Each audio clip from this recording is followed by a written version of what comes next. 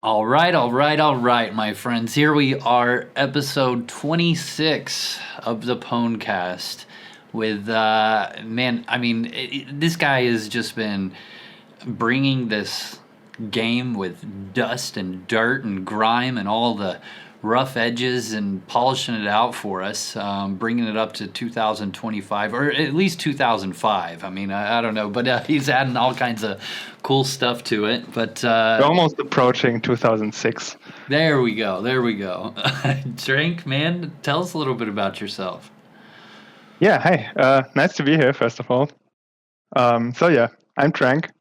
I go by a bunch of different names, but that's kind of what I picked for Outlands, and it kind of stuck. So, yeah. I don't know. What should I say? That's it. Really, I guess, Okay, yeah. I guess I'm a developer on Outlands now, officially, for like 1.5 years or so. I'm not sure anymore. I would have to dig up the announcement. But yeah, player, then kind of contributor, then developer on Outlands. Yeah. Yeah, and it's been a good year and a half, you started adding stuff to it before a year and a half. For sure. Yeah. But before we get into all that, I always kind of like to, pick the brain and get to know the person a little bit. What got you into gaming specifically? Well, what got me into gaming was having a PC at home with nothing better to do when I was a kid. Yeah. Pretty much most of us. So I don't know, like at some point, it was like a really shitty PC and an even worse monitor. But I don't know, it could run Diablo 2, and that was like all the rage when I was in school. Mm-hmm. So yeah, that's kind of like the first big game that I played. Well, actually, I think like for Christmas, my parents got me Age of Empires 2. Ooh. That was also like a really cool game. So did your parents play games? No, not at all. Okay. So they didn't understand it. Okay. Now, so with Age of Empires, were you like, hey, Mom, Dad, I want this? Or was it, it's usually like some classmate got it, and then we'd meet up and play at his PC. Yeah. And then I was like, I want that too. Yeah. So my dad, he played a lot of real-time strategy games growing up, and man, my dad was a jerk, dude. We'd play together, right? And I was just a little kid, and he would just steamroll me every chance, like no like mercy at all. And I guess it's good. I kind of got better due to life lesson. Yeah, he would just come in and annihilate me. It was everything from Warcraft 1 to Age of Empires and all that. And so it was. I remember those games quite a bit. I still play StarCraft 2. I don't want to say regularly, but I'd say about a game a night, maybe a game every week or something like that. But I still Zerg rush people and have a good time with that. But yeah. I never really got into StarCraft. I also bought it with my own hard-earned money back when it came out. When was that? Like, hold on, let me see. StarCraft. It's been a while. 2. When was that released? 2016. 16. I was way off. 16, okay. Really? Damn. That's later than I thought. Wow. Yeah. Yeah. Okay. Oh no. That's actually, I think that's like a expansion. Initial release 2010. Okay. Yeah, that's more like it. Yeah, that sounds right. Okay. Yeah, but I never really got into StarCraft itself. I kind of bought it in the hopes that it would have like the same kind of map editor thingy that Warcraft 3 did. Yeah. Because like I also never really played Warcraft 3 regularly, but like those custom maps, man, those were the shit. So, I loved it. I don't know how they're doing it, and I probably shouldn't tell you this because it might deter you from doing the great work you're doing on the Outlands client. But dude, there is people that are, and these are games that you can log into BattleNet and play like on their actual BattleNet servers, but they have custom maps that people have done, but then also like all the triggers and random stuff. I mean, there is literally an MMORPG in BattleNet of StarCraft that people have edited. It's pretty wild, man. Like there's some crazy stuff. Like I remember in Warcraft 3, there was this one custom map where they basically built a real-time Risk. Like a board game. Yep. But it was like they had like leaderboards and stuff, and like every game would be uploaded by the bot that started the game. So I had like a phase where I was extremely into that Risk kind of game, and I would constantly watch like pro players how they played and stuff. I was really obsessed with that for a while. It's how you get good. It's funny how it's like a version of, you know what I mean? It's like real time Risk. I know exactly which one you're talking about. That's it's a lot of fun actually. So I was so sad. Okay, so my internet seems to be still down, but I'm just gonna try using my phone. Okay. Let me know if that also works. No, I mean you still sound good. I think I'm still using my headset just with my phone, so I think it's probably gonna work out. And I will just switch back once it's running again. It never happens, right? And then when you do something like this, that's how it goes, man. It's like the pipe bursting. Just like it's like really. Yep. So maybe your podcast is cursed. It might be, man. Yeah. Who knows? It's like, all right, let's get on and talk. Oh no, never mind. Okay. Well, so we'll we had a little interruption there. Internet shut down on TRANQ's end. He's on his phone, so that's okay though. That's okay. We're gonna run through it. He still sounds great. Seems like the connection's fine. So, anyways, we were just talking about Warcraft, Age of Empires. You know, the map editor, Risk, and all that. Man, do you remember the for Age of Empire? I don't know if it was on the second one though, but I know on the first, like there was a cheat code where you could drive around with like a Corvette and a rocket launcher, and just that was your unit. Yeah, I think that was the second one, right? A Cobra, I think. What was it? Right, like the blue car with white stripes. Yeah, there we go. Yeah, and I think that was Age of Empires 2. Yeah, it was fun, man. Age of Empires was, I think it was probably one of my favorite as far as the real time strategies. It was just really well done. There was a sense of you know, the campaigns too. There was like some storytelling of like real history. You know what I mean? To a degree, and I really more or less. yeah. I liked that. You know what I mean? I felt like I was learning a little bit there while I was, you know.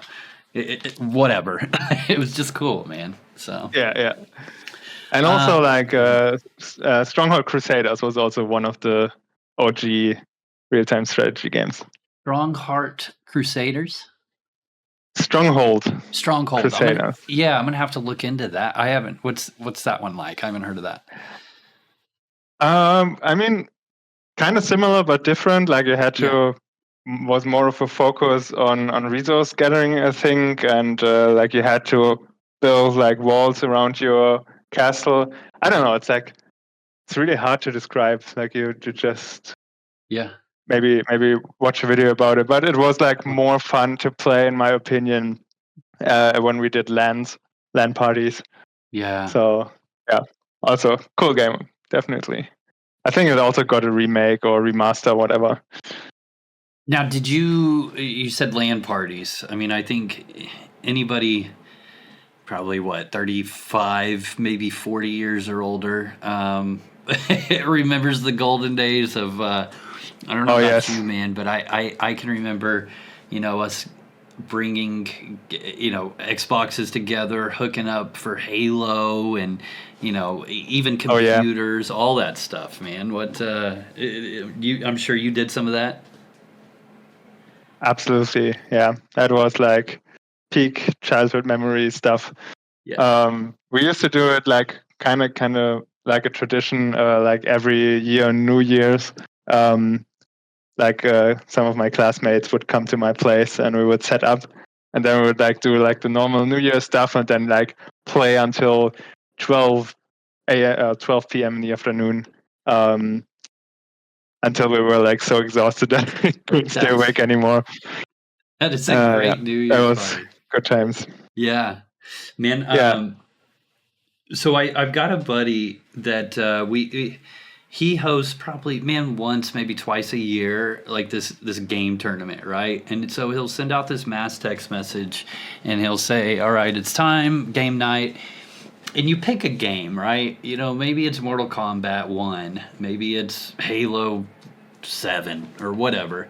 And every person picks their game, and he creates a tournament style tree bracket, and you get X amount of points for winning in this game, and you get Y for that game, or whatever. You know what I mean? The rules are different every time, but it's kind of fun because, I mean, you know, it's dwindled down over the years, but, you know, we'll get a good 7, 8, 10, 12 people over at his house. And, you know, we've got stations like, this is the Xbox, this is the Steam Deck, this is the PC, you know what I mean? And like, we're just having a good time. And those are fun, man. Those are fun. I always enjoy when we get one of those text messages, and it's it's time to relive those years for a night, you know? So yeah, for sure.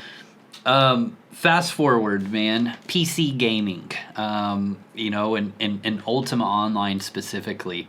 How long you been playing Ultima Online, and how did you find out about Ultima Online? Yeah, so I remember the day clearly still. Like, I was at my classmate's place. It was like in 2005, I think, somewhere around that. So 20 years ago, pretty much, almost exactly, probably.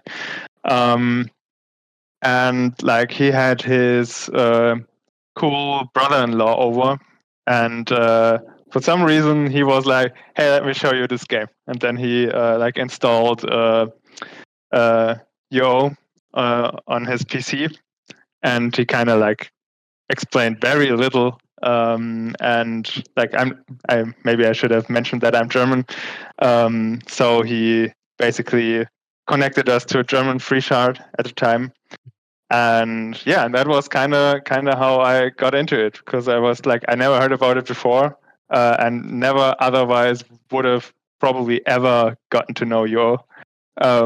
But yeah, at that point, we were like, okay, kind of crazy, and then we like, you know, it was like the basically an OSI clone. So we had like what was it called, Haven, and we would start out, and it was like with Trammel and Feluca. How do you pronounce it? Feluca, Feluca?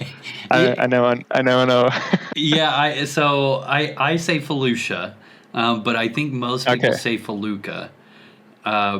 That's always fun. That's so much fun, like seeing how people say it. And it's not just like, you know, I'm here in America and you're in Germany or you know, German. It's everywhere, you know, like you take an online word and you send it out, people say different. Like especially in a time where like there was no like podcasts or videos or anything where you were, oh, that's how it's pronounced. You know, it's just like everyone just assumed. Yep. And yeah, that was like, now, do you say one of those words. Do you say trammel or Trammel?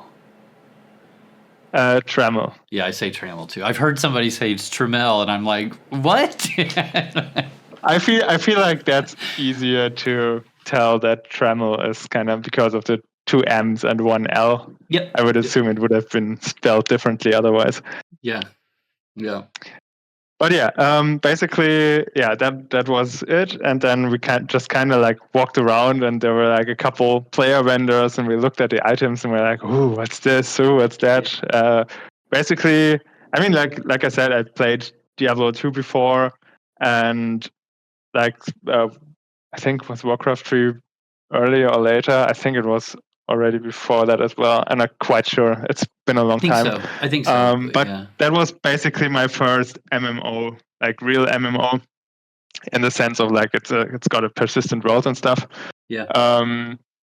And yeah, then we kind of like went out and made a miner and like tried to mine in the like that miner that's like in that first region in like southwest, I think, of Haven, right? This like enclosed space where there's a bunch of like horde minions or something.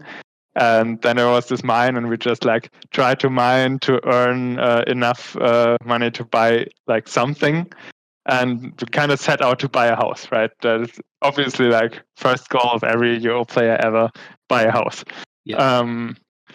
And I don't know, we were like really kind of stupid and not knowing how this game works. I mean, I was like 13 at the time, so I was kind of stupid in general. So yeah, we just like I stupidly like just sold the stuff, the ore that I mined at the player vendor, not a player vendor, an NPC vendor. Like could have gotten much more if I sold it with the player vendor and stuff. Like all the stuff that you learn step by step. I mean, that's kind of I think everyone has that experience, right, where they play UO for the first time and they have no clue how anything works. Yeah. And it's just like a magical time, basically. No, and 100% a magical time. Yeah. Yeah.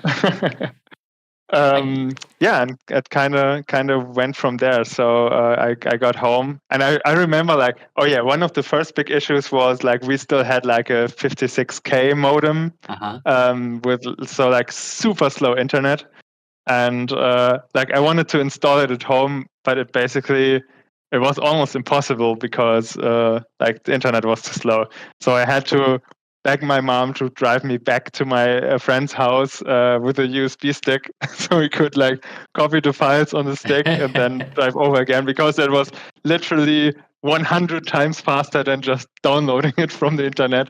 Yeah. And yeah, I don't know. Like that's how it started, and that kind of got me hooked. Like I played on the PC like Diablo 2 and other stuff like occasionally, but that kind of made me ask my parents to like get a better PC and get better internet, so I could play this game properly, and so on. Yeah, and the problem solving of a young gamer knows no bounds, man.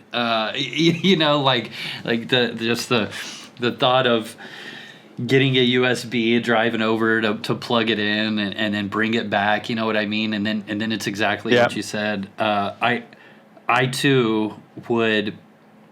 So I didn't have my own computer at the time, but I could use my father's, but I didn't have my own Ultima account. And so my friend Beltane, Brady, he had his, but it was such a bad computer, man. And like we could be on a horse and somebody could be off of a horse and they could be running circles while we're, full sprint kind of thing.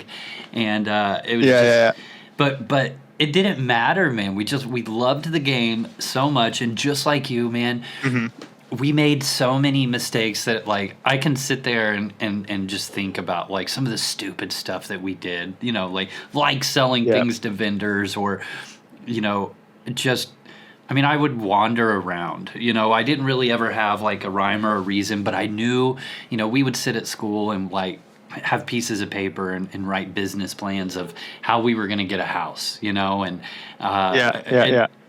and like I don't know, it took an astronomical long time to get a house, and it was only 35,000 gold, because you could find a place to put somewhere, but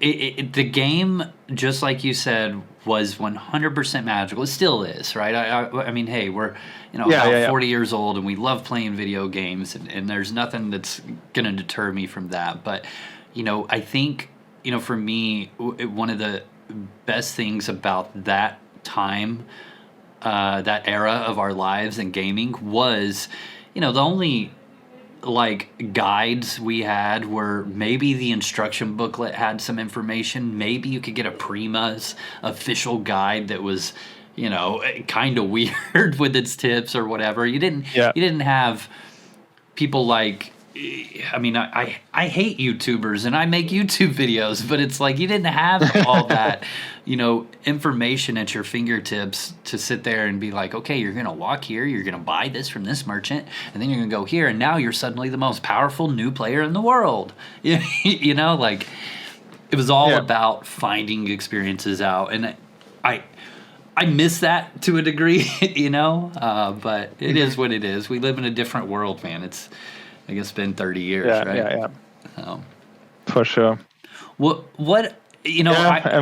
Go ahead. No, it's all right. I was gonna say, obviously our play styles have evolved over the years, and when I was starting out in UO, man, I was I wanted to be the coolest PvPer guy that could, Vasswort Flam Court Pour for days. And, now it's quite a bit different. I never was that, but I mean, now it's obviously a lot different. But I mean, we were just the biggest bunch of newbies ever. But what kind of player were you when you first started UO? Yeah. So, I started off, with the whole PVM stuff. I wasn't really too keen on PvP at first. I have to mention that German free shard, they had at peak times 200 players, which was moderately big, maybe one of the bigger ones in Germany, but also I think not the biggest. I'm not sure actually. But yeah, I kind of did the whole PVM thing, and they had some cool additional stuff as well. So basically, what you have to know is a lot of the smaller free shards have the same features because it's all from the emulator is Run UO, right? So, and a lot of people just wrote whole systems for that, and one of those systems was a player town system, and they had those as well. They had that as well. So yeah, at some point, me and one of my classmates specifically, we were no-lifing this for years, basically. And I don't know, at some point we had our own city or player-run city that we built. And another thing that was unique for that shard was that basically they had kind of something like the interior decorator that we have on Outlands, but you could also place statics outside of your house.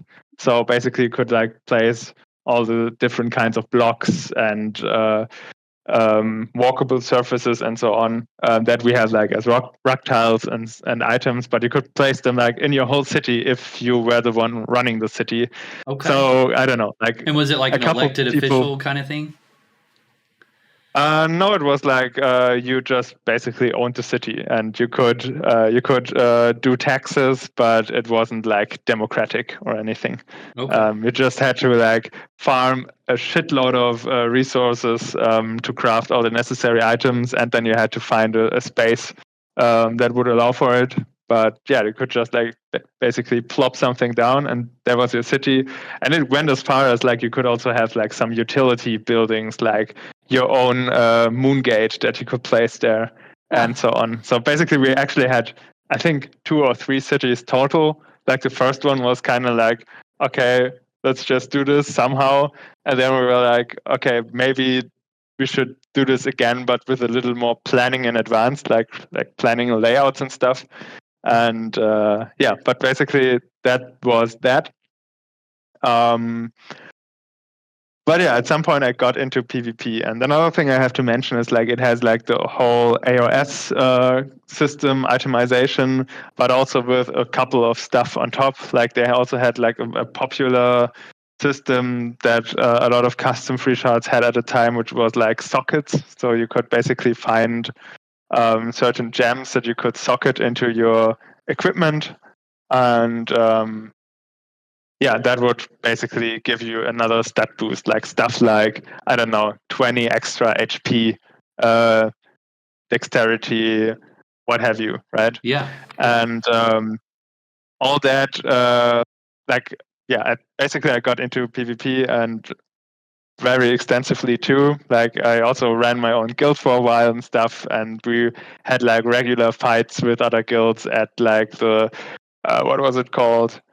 There was there was another thing that was like a custom thing for that free shard, which was like the gargoyle crafting system. So basically kind of runic tools, but on steroids. So you could craft like even more powerful items.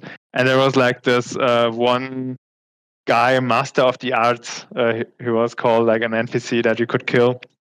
And he would randomly spawn like a couple times per day in random places in the map, but it would also have a champ spawn. And that was like the one champ spawn because it was like overworld, where like most of the PvP happened. And we basically sat in TeamSpeak. That was still a thing back then. Yeah.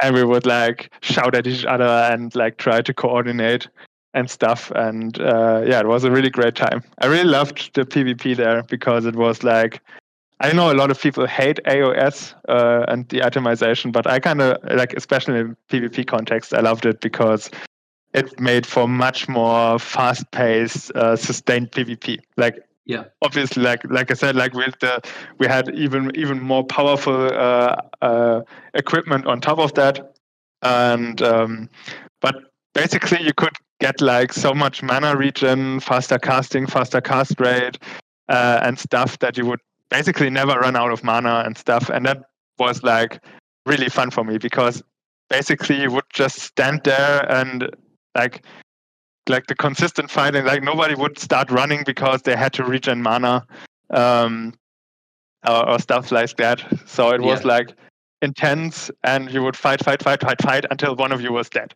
Right? Or someone started running, but not because he was out of mana, but because he was basically almost dead. There was also stuff like the short bow, I think, had like an ability where you could shoot while running and stuff like that. So even running wasn't really that much of an option. And bolas, also a very frequently requested thing on Outlands, right? That was also a thing. So basically that was like my most of my PvP experience with UO. Yeah, AOS was it is a lot faster than Outlands PvP, you know. It's just UO in general. AOS it was very fast paced. When they introduced the faster casting recovery and you know, things like that. You know, it's pretty cool. What do you think about Sphere? Have you looked at Sphere at all? Sphere PvP? I did play on Sphere shards, but only in the context of RP shards. Okay. Like you have to, like most people probably know that, like Germany has, or like German free shards, or like Germany has a very extensive RP scene to this day still.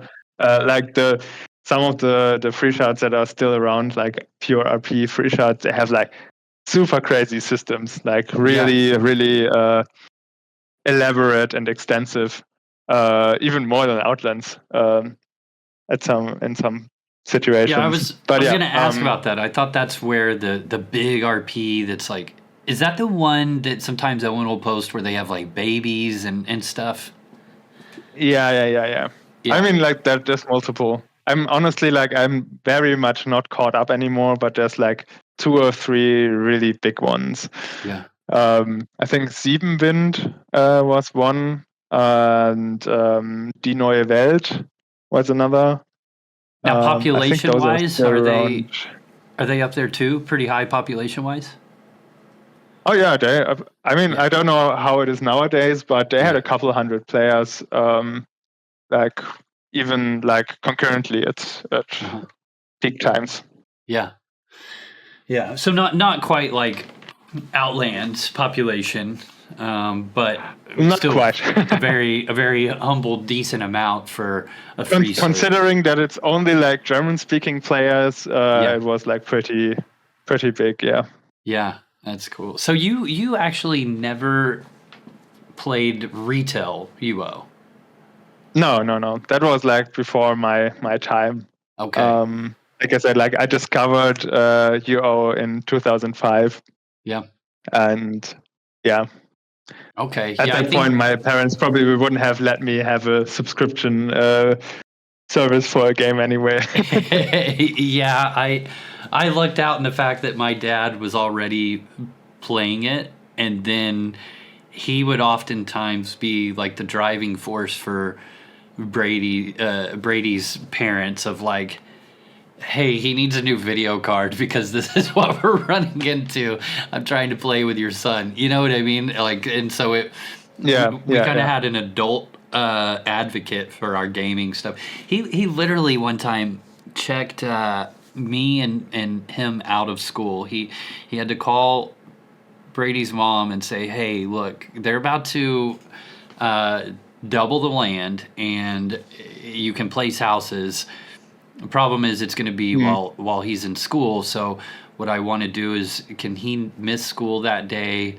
Come over to the house. We'll pull out the laptop and we'll all three place houses. And she let it happen, and it was just like the coolest day ever. You know what I mean? Like key memory unlocked. Yeah, I mean I'll never forget that. And it's and unless you play the game and you're like, wow, but otherwise it's like, yep, it checks out. I would have done the same. But it was cool. Yep. So, okay, so I mean that's really interesting. I've seen and I've seen pictures and I've heard about the German RP shards and things like that. So that's really cool. And I still to this day hear a lot about like, player owned towns and cities, and I think some servers always want to introduce that. I think obviously the biggest issue is always land. It's a finite resource, and things of that. But what how did you find Outlands? What brought you to, I guess I don't want to necessarily say American servers, because all of UO is like worldwide, you know what I mean? But yeah.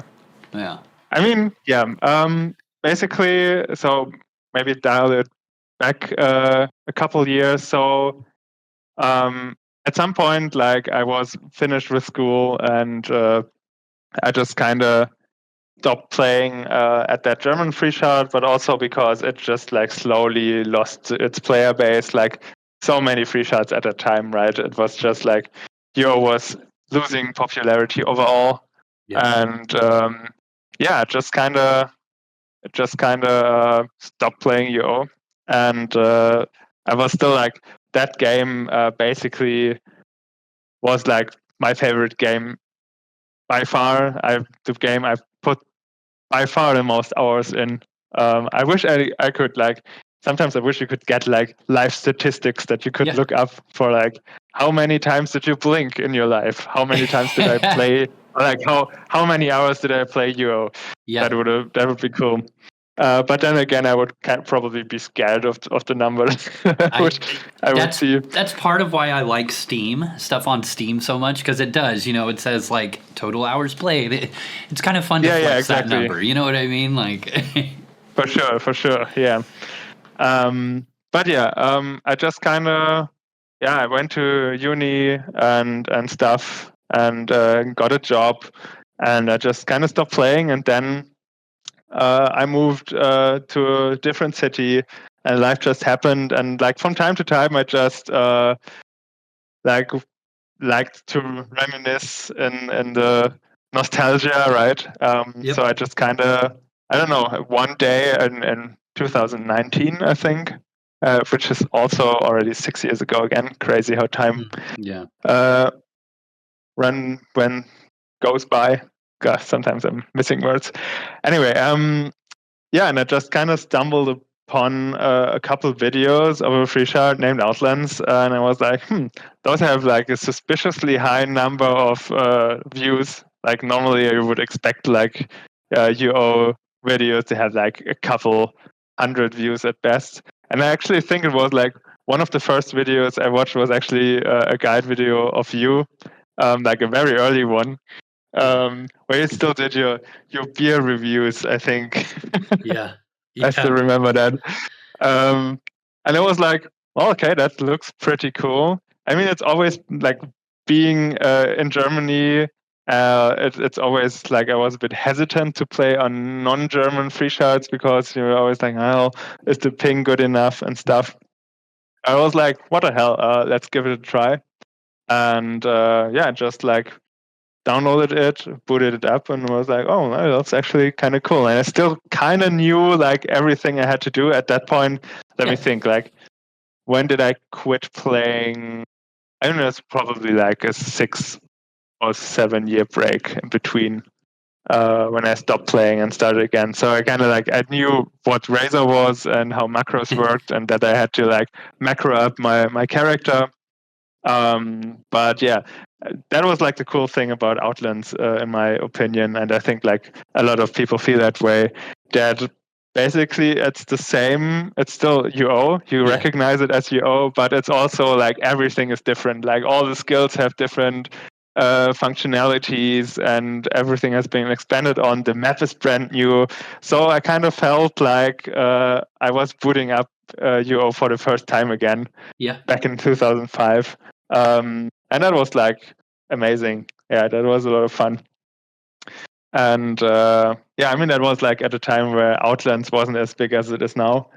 There was still free spots to place houses, which is crazy to say nowadays. I know. Yeah.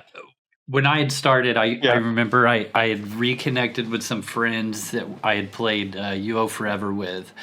And, you know, they hooked me up with some of the essentials, a spell book and a rune book. And then, you know, Cypher was like, we got to get you a house now. And he was like, here's a check for $50K, right? And so we went and started looking around the area where our guild house was. And sure enough, we found a small house like 2 screens away just to place one down. And that was right around the release of Cavernim, like a little bit after that. And I missed that event, but it was right after that. But yeah, you could have had a Cavernim torch, man. Well, I have 2 now and a Serape, but yeah. But yeah, I mean, I think about that, and I'm sure everybody that was there for that event is like, man, I should have got so many of all those. Yeah. It's hindsight is 2020, right? Of course, yeah. You know, to your point about the video, it's fun because every year, but this year I'll do it one day, I promise. But I've always done a like UO's still going, you know, in 2025 or whatever year. And my favorite part about that video is actually saying like, there's currently, you know, 1,200 active players at any given time, and then every year that number goes up, and now we're at like you know, almost 4,000, you know, 3,500 or whatever. Yeah, like, it is really cool to see UO in general, you know, specifically Outlands, but just UO in general, you know, catch the eyes of people and see that many people playing on any server at all. I mean, this game's ancient, you know? I would have never thought that this would happen. Like, honestly, like when I stopped playing UO, I know there were like some of the US free shards that have been around forever, like UO Forever, and a bunch of others. But even those numbers, they were dwindling, and it was like, and I just never thought that UO was still a thing when I found Outlands, right? I was like, well, okay, like bummer, but this game is just dead now. And then I was pleasantly surprised that was actually not the case. Yep. Yeah, because it's an ancient game, man, and most people look at it and they go, nope, I'm good. So, man, okay, so when you started here on Outlands, I mean, what kind of player were you? You know, were you involved in any guilds? Were you more of a PK or more of a PVMer? I mean, you know, tell me a little bit about that. Yeah. I tried to get into PvP But I kind of never really had like the nerve of actually setting everything up again, like all the hotkeys and stuff. I also, like we previously talked about, I just personally don't find the style of PvP all that enjoyable on Outlands. I mean, like everyone has different tastes, right? And it's totally valid if you do think this is the best version of PvP. But yeah, just not my cup of tea, basically. So yeah, I never really got into that. So I basically only did PVM. So when I started out, I was at like in the new guild that was ran by Cell, I think was his name. I'm not sure if he still plays still. But yeah, that was where I started out, and then I pretty quickly like connected with two other players who were also like freshly starting, and we just kind of founded a guild together, and basically farmed a bit, and I don't know, three of us, we were all European, so we kind of played there together for a while, and then I just quit. I don't know why, but I think it was like partly because of just like life stuff. That was happening. So I kind of lost interest again. And my house that I placed decayed in that time. It was just an 8x8, but it had like most of my stuff in it. And like honestly, like while we're on the topic, personal opinion, I think it's just like that's the worst system in UO is the fact that your house decays and everything drops. It's like it's a nightmare for player retention, right? Because like it happened to me, and I think like a lot of people that probably don't listen to this podcast because they're not playing actively anymore. They have this happen, like the house drops, and it's like you lost like not just your house, but like most of your stuff that you played hundreds or even thousands of hours for. And it's like so defeating that a lot of people just like quit forever. And I think like if all your stuff just got moved to your back box like it does with the rental room, that would like long term, we'll probably have a bunch more players now than we I agree. That was do because of that. That was the nail in the coffin for me on UO Forever. Was I had a house right by Minox Stables, and it had a lot of good stuff in it. I mean, it was like right next door to it. Wonderful placement, and yeah, I mean, life happened, and I didn't refresh it. I wanted to come back and play again, but I just was like. It just kind of felt bad. I was like, it's just all that stuff was in there. And, that house spot, could I have recovered easily? You know what I mean? Like, all the stats on my character were there. And, I had stuff in the bank and all that. It wasn't a big deal, but it's just like such a blow to the stomach, and it's like, damn. Yeah. Life happens. I agree with you, man. I'm sure the iDoc hunters hate this, right? But I mean, I agree with you. Send it all to the bank, and I mean, just like the end system does. Like it wasn't that way before, but like nowadays, like just your house is already worth so much, and like the argument is always that I don't know, like there should be overworld PvP, and that is kind of a PvP event that spontaneously happens.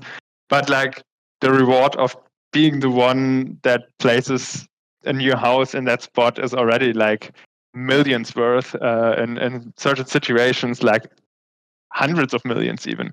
And that should be enough. It should be also like losing your items.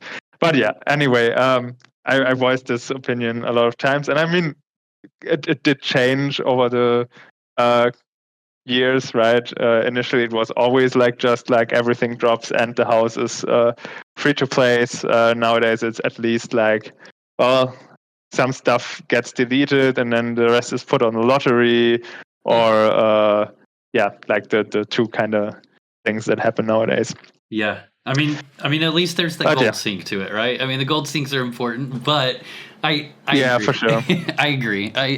You know, I keep referencing him, but you know, Beltane/Brady's got you know, he's got a real nice boathouse somewhere, and it's like, I remind him, I'm like, don't forget to refresh your boathouse because he's not playing right now. And one of these days he's going to just forget. I know he is. I'm not going to send him a message or he's just going to. And I don't know if he would come back and play again if that happened. And for sure. You know, it is what it is.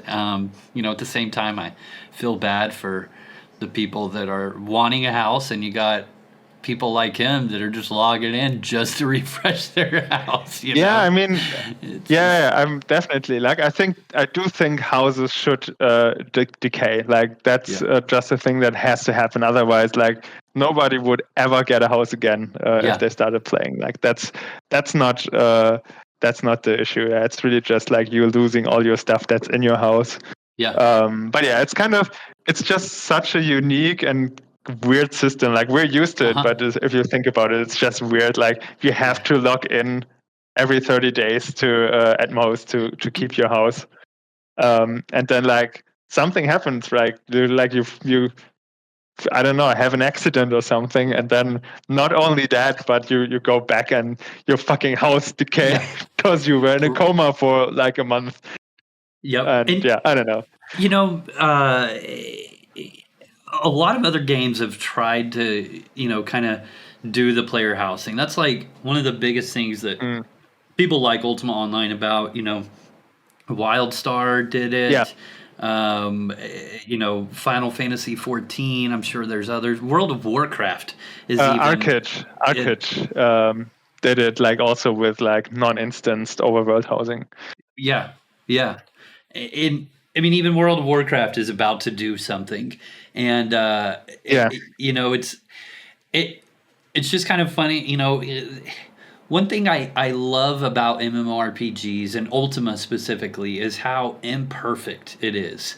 Imperfect, like how flawed the game is, and you know, is the fact that we can sit here and have a conversation about the crappy little things in UO, but and yeah, they're a headache sometimes, but they're also what make it so good. You know what I mean? Like it's for sure. It's just so, I don't know, man. It's hard to explain that, and I can't rightly put the right words to it, but it's just, you know, those little tiny details that are like, well, that shouldn't be in here, but it is, and that's what makes it awesome, even though it sucks. But you know, for sure. So, what were you, more of a Dexer? Were you more of a mage, or you know, what's your play style? I tried pretty much everything. Like I think I started out with a Bard Dexer back then, and then I switched to like a summoner. I remember like I bought like my first aspect was a fire aspect, like back when we didn't have as many aspects, obviously. And there was like a bunch of people always ran by me and were like, "Weird, you're a summoner and you use fire aspect?" And I was like, "Yeah, that's just like the cheapest aspect that reasonably does any damage." And people are like, "Okay, is that working out for you?" And I'm like, "Well, you know, semi well." But yeah, that's at some point I also tried Dexter, which is like much more playable nowadays, I guess. But yeah, like personally, I think I like both. Like I like the utility and versatility of having a character with magery, but I also like the laid back style of a Dexter, where you can basically just, I don't know, like usually you run some kind of Razor script as well, so you just like click a couple buttons, walk up to a mob, lean back, and once you get the layout of what you're doing, it's real easy to sit there, have a conversation, and be Dexing the whole time, or watching Netflix or whatever. But you know, I like being a mage mostly just to exactly what you said, the utility, man. I gotta. I can sit there and chill and do that, but only for so long. But I can. Yeah. It's funny. I can sit there and hit a bunch of buttons a little bit longer. Yeah. But so what got you into programming development? Is that without giving me too much detail, but I mean, is that part of your real life too? And when did you kind of transition into more of a staff role? Yeah. Okay. So now we have to dial all the way back to like 2007 or so.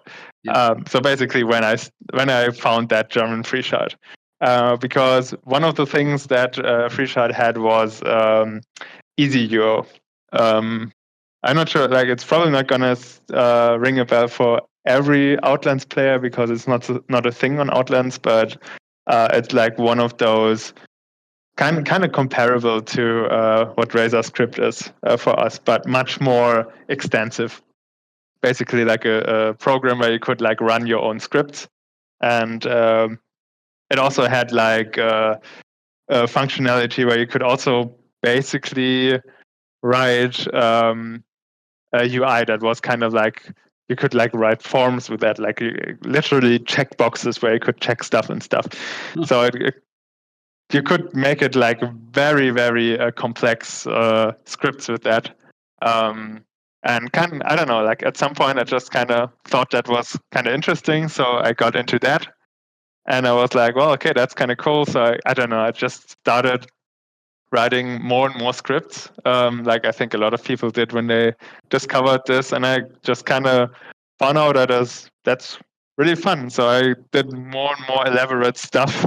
Eventually, like basically writing whole bots that farmed and did all kinds of stuff. I wrote like I remember I spent like a month writing like the ultimate healer script, loot script, stuff like that. So where you had like a huge UI that is configurable and everything. And yeah, that was kind of cool. And I don't know, like that kind of like had me started on, well, that this programming thing seems like it is kind of fun. And then I discovered like that I got interested in like how are those free shards run, right?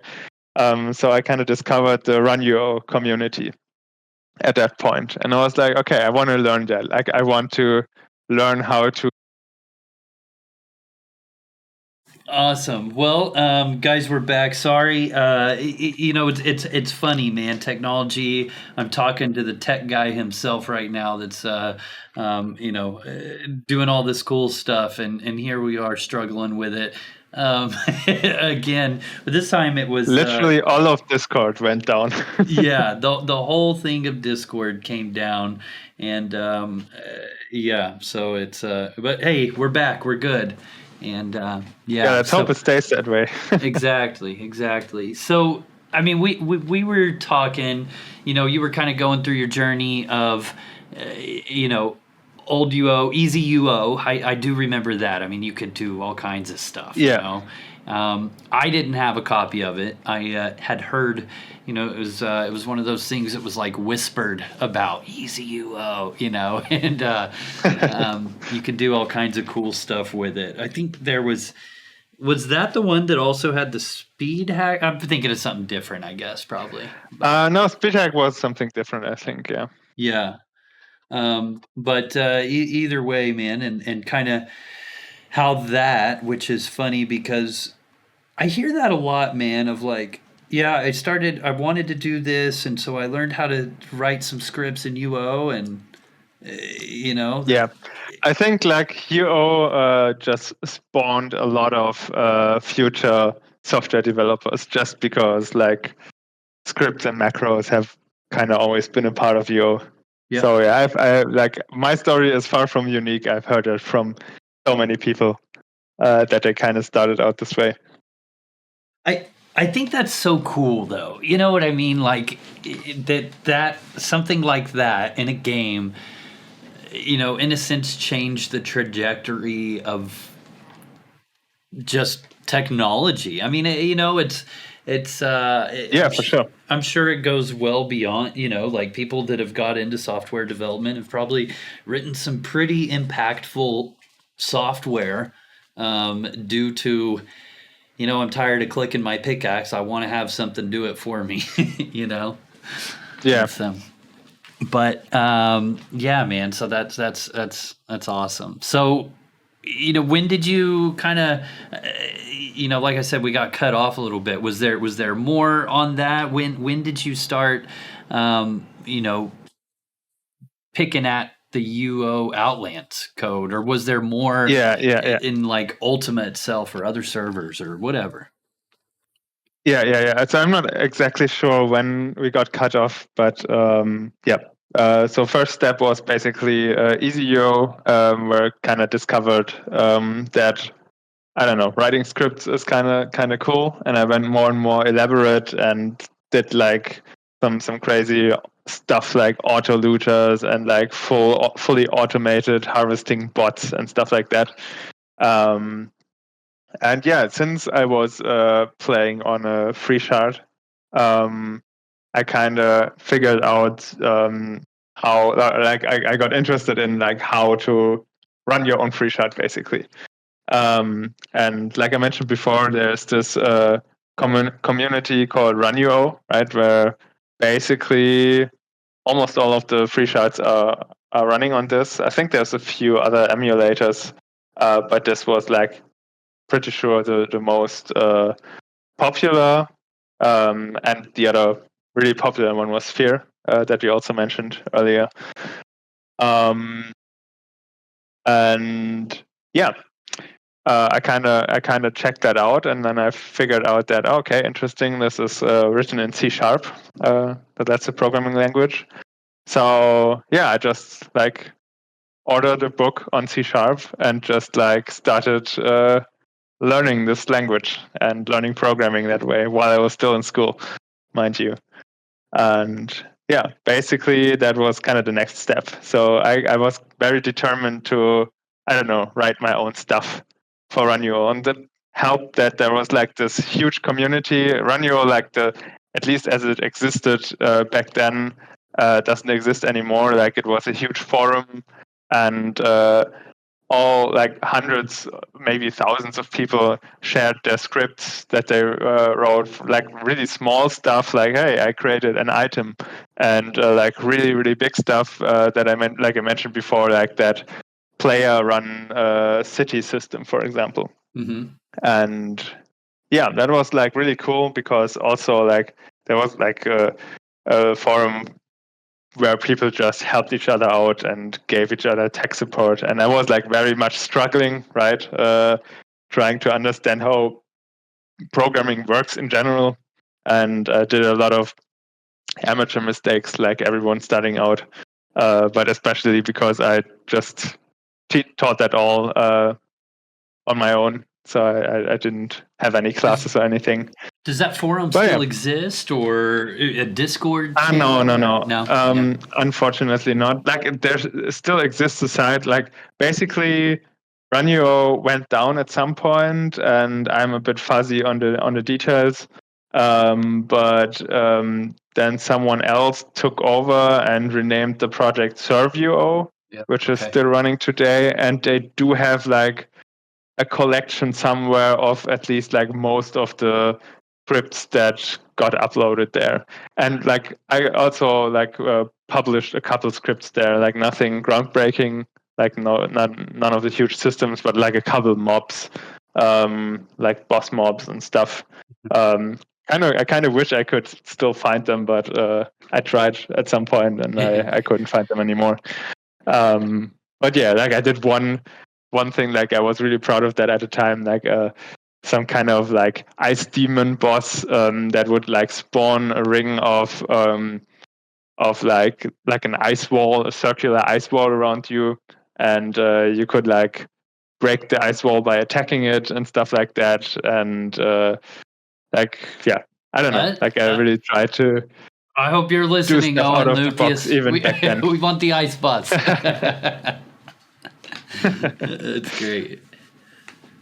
And yeah, basically that was kind of cool. And like funny side story, like my parents at the time were really worried because I was spending a lot of time at my PC. And they were like, oh, like the whole debate back then were like, is this healthy for a kid? Shouldn't he play outside more? And I was like pretty introverted anyway.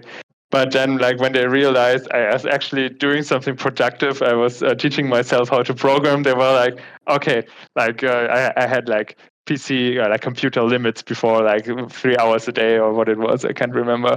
They were like, okay, as long as you're doing that and as long as that's productive, you can do it as long as you want. And I was like, yes, that's great.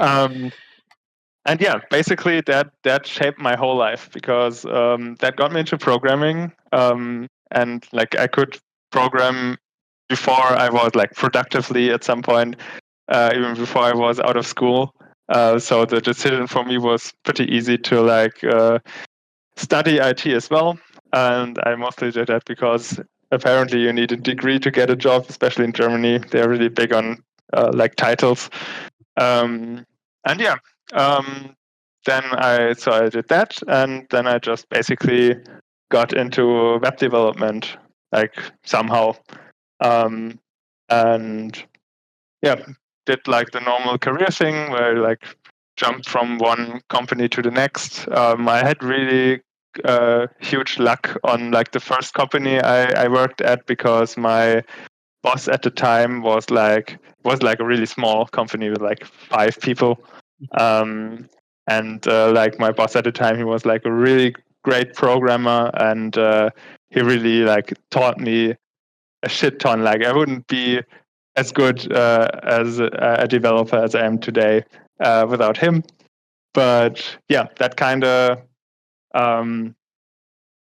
like basically that fateful day of my friend's brother-in-law showing us UO basically made me made me a programmer. I don't know, like maybe it would have happened in another way as well. I don't know, but probably not. I probably would have studied biology or something instead because that was also really interesting to me.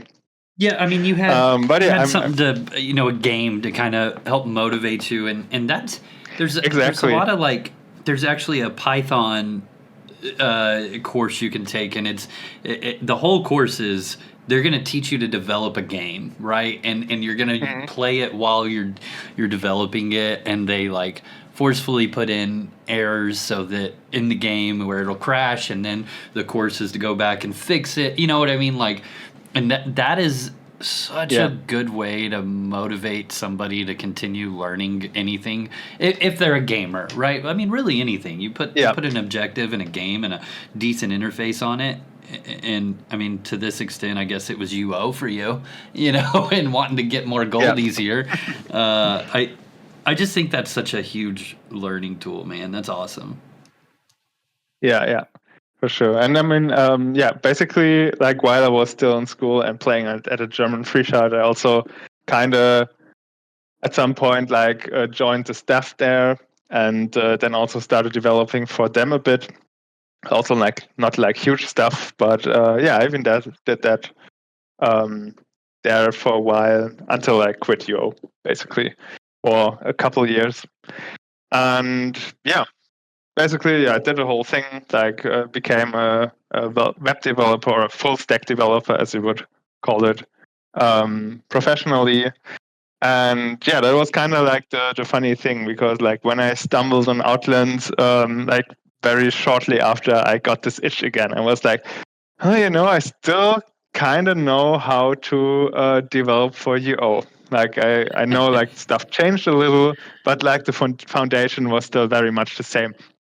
And I think like very early on, I was like, well, like this free shard is really cool, and they did a lot of customizations. Like maybe I could help them out. So I DM'd Lucius at some point, in like when I started, like in 2019 or so, and I was like, hey, do you guys need help? And he was like, I can't even remember what he said, but like we wrote a little bit back and forth, but it kind of fizzled out. And like looking back at it now, I can understand it, because like there's like frequently people asking to help, but it's kind of actually getting them on board and productive is like a very long and difficult story. Yeah. So I wasn't like, looking back, I'm not surprised that it kind of fizzled out, but I was determined, right? Apart from like that break I did like almost a year or so, I can't remember how long exactly, but at some point I picked it back up and found out my house decayed, but I was like, fuck it, I'm gonna try it anyway.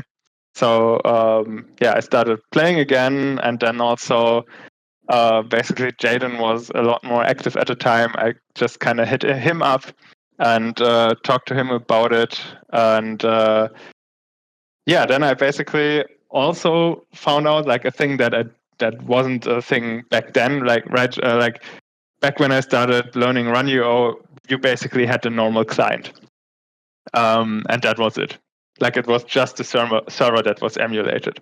But in the meantime, Classic UO sprung up and got developed by a bunch of people. So suddenly I also had the possibility to also develop for the client, right? But I knew nothing about that project. So I spent a lot of time just because, a very big factor in all of that was COVID. Because that was like COVID came around and like you couldn't really do that much else. And I was like, okay, what the hell? I'm just gonna learn how to program for the client now because fuck it. That's why we're talking right now. It's because the same exactly. thing. Yeah. Pretty much, yeah. And then I just kind of started teaching myself that. I mean, it helped that I had a couple years of professional developer experience under my belt at that point. And originally I was like, well, I'm going to try to contribute to Classic UO.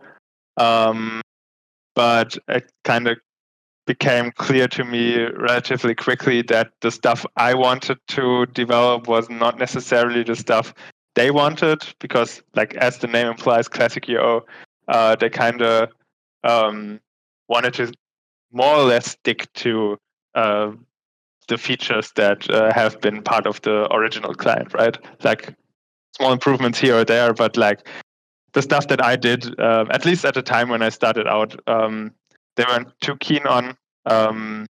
So at least like, I don't know, like we never really got that deep into it. But I was like, at the same time, Outlands was like very receptive of it, and I was like, well, what the hell? Instead of like having discussions about what I could do and couldn't do, like generally like open source projects are always very heavy on discussions, right? I just kind of talked to Jaden. He was like, well, yeah, sure, if you want to do stuff, just do it. And that's what I did. So I contributed a bunch of stuff, like small things, like the first big thing that I developed was like the nameplate update.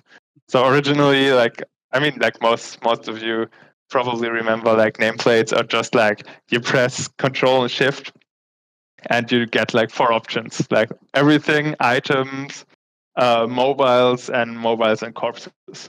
That's it.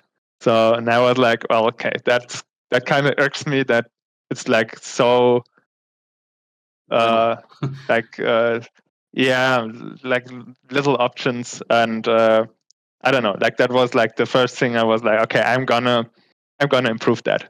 And I can't even look at the code that I wrote for that system, because like I also still had very much to learn about how to program for the client properly.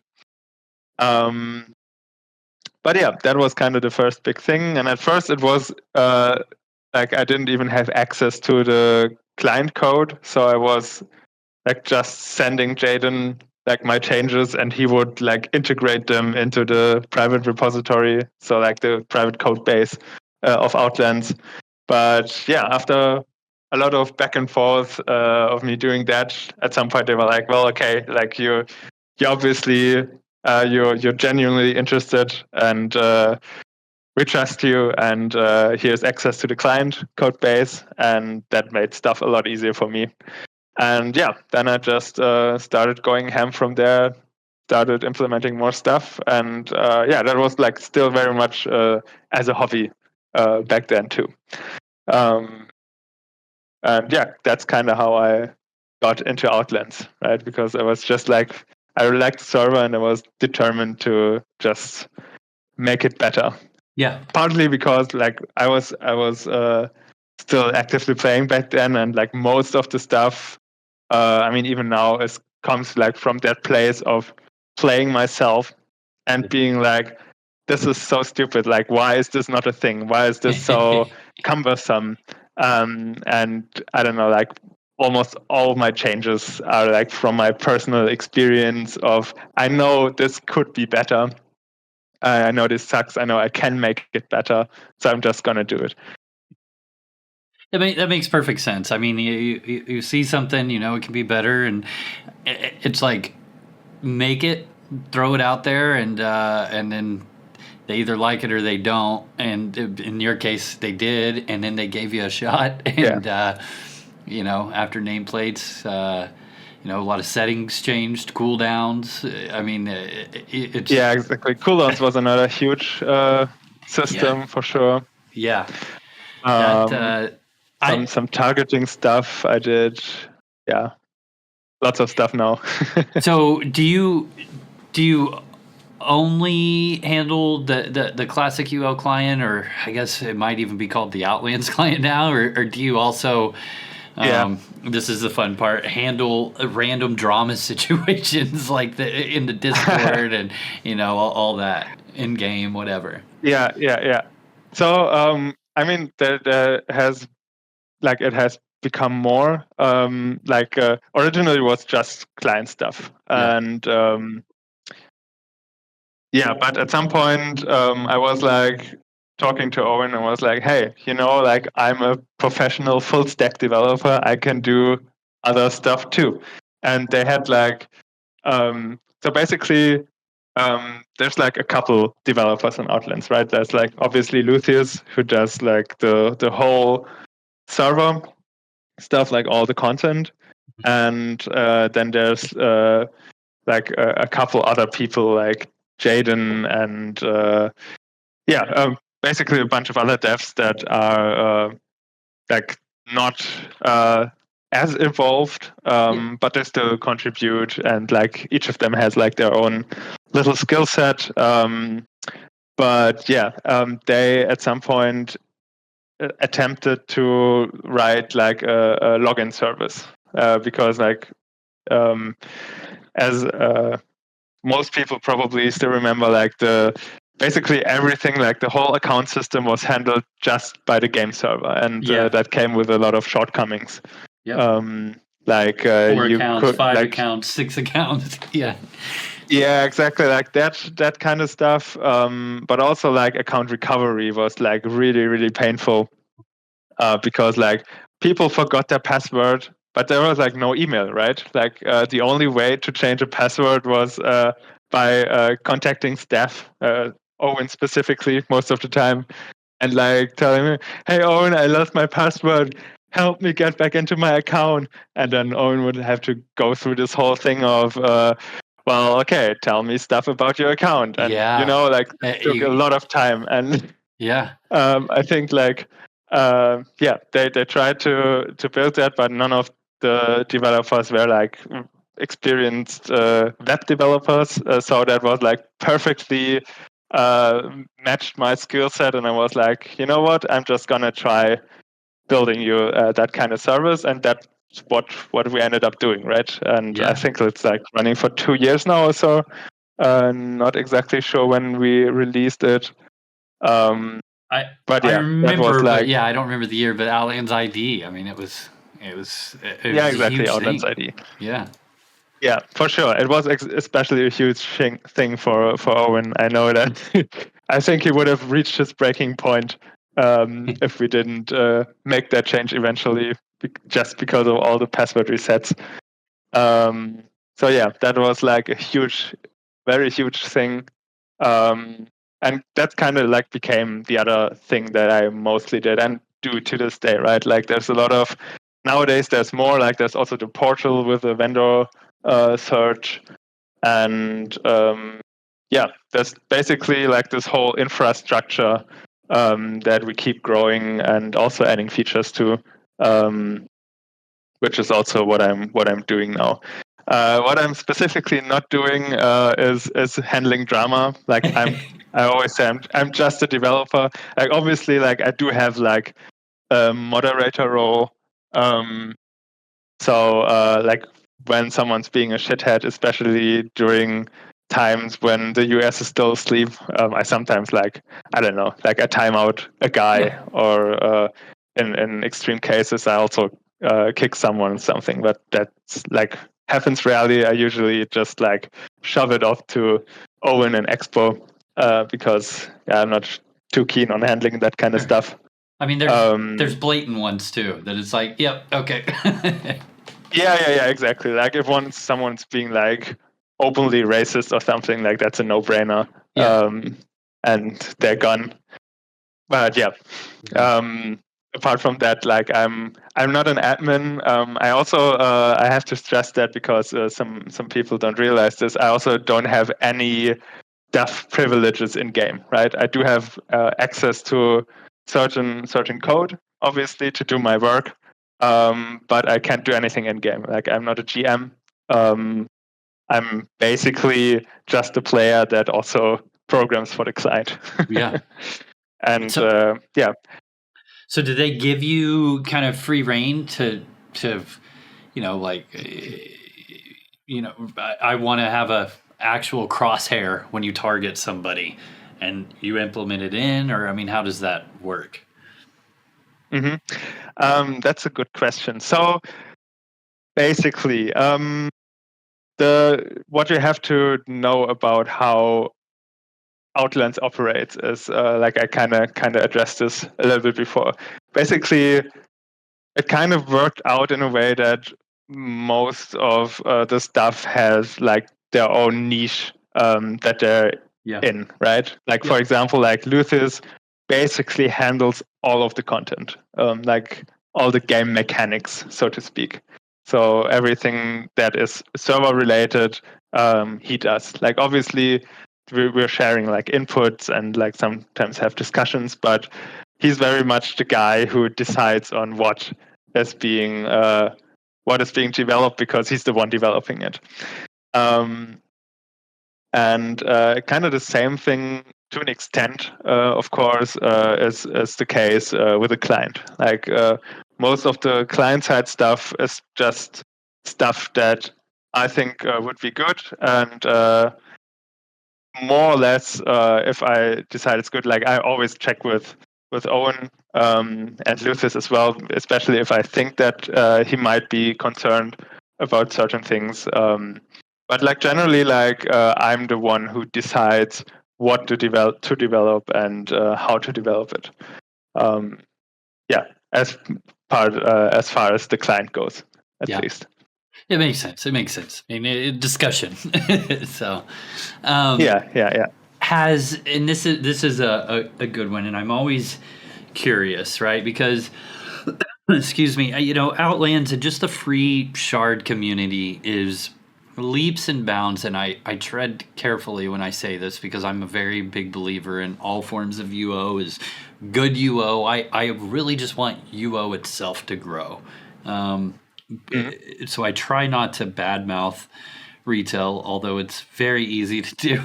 So, but has retail UO or Broadsword ever, reached out to you and been like, hey, we saw that you did this. Can you help us, or can you give us, tips or whatever, or another server for that matter? No. Okay. Not at all. No, not even another server. That's kind of, you would think I would have, or maybe that I would have more of a reputation, but I think it's very much confined to Outlands. And I also have to, like, what happens a lot is like people are DMing me and are like, hey, are you this and that guy from some other server because they think like because I'm like obviously a big deal in terms of Outlands and development. They assume like I must have some kind of like huge history. Yeah. But so they always think like I have this kind of I'm secretly this and that player, Yep. and I'm just hiding it or something. But like, I'm just like a random guy that played on a German free shot a couple years ago and then found his way into like the Outlands community. I have no clue about all the politics and all the people that everyone else talks about. Like Sure. especially like anything in the US UO scene is completely foreign to me. I've like at this point I have gotten like a kind of a decent grasp on like most of the big names, but nobody knows who I am because I basically wasn't on anyone's radar. I'm just a random dev that taught himself UO and is now developing for Outlands basically. That's And great. I think that's maybe the boring. best, man. I know. I think that's the best But because it shows passion. Yeah, me too. It shows passion, and also man. like I'm happy that I'm like, given that there's so much drama in the UO community, I'm very happy that I'm mostly unrelated to most of it, unless it's Outlands drama specifically. But even then, I'm not a huge drama person, so I'm very much uninvolved.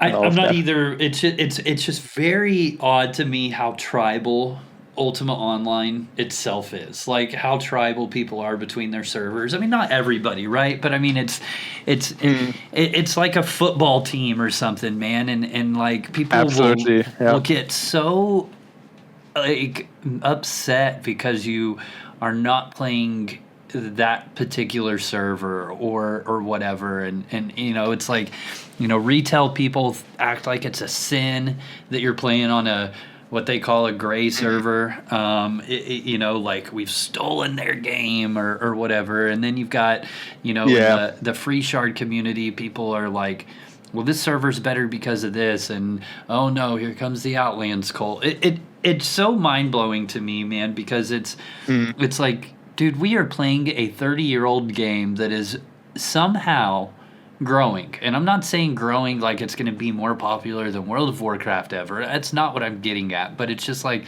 by the grace of God, or whoever the God of video games is, we're still playing this 30-year-old ancient game that started MMORPGs. You know what I mean? Like, like we should be, it's okay to poke jabs and stuff, but I just wholeheartedly feel like that, and I'm not saying that,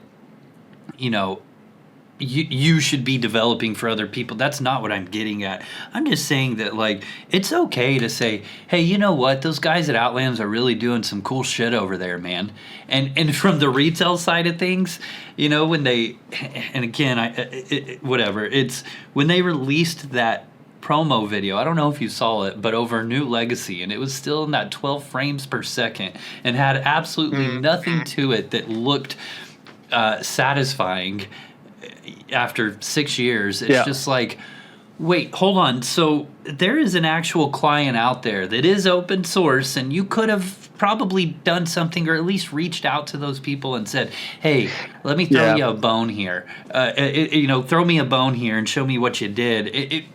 Like, what? It's so mind-blowing to me. I mean, it's not too surprising if you think about it.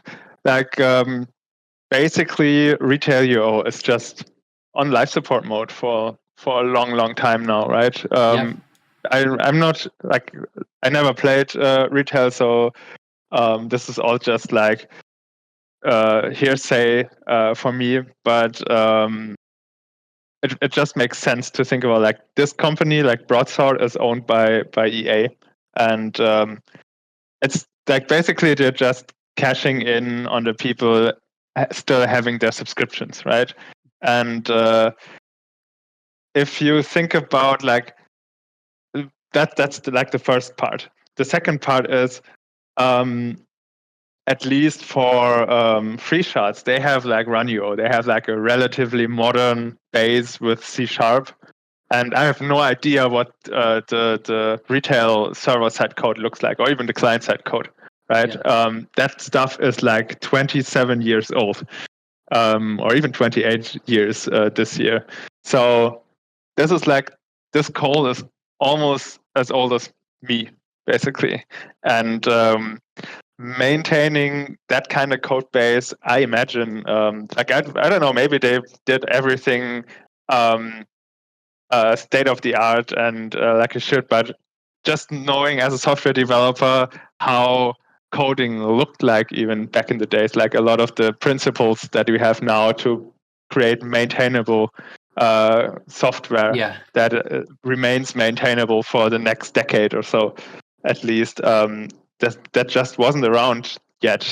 So I think like just the investment to just even develop a new feature is much higher, and you need the people who also have to understand that code base, have to understand the probably very old languages. I don't even know what programming language they use, right?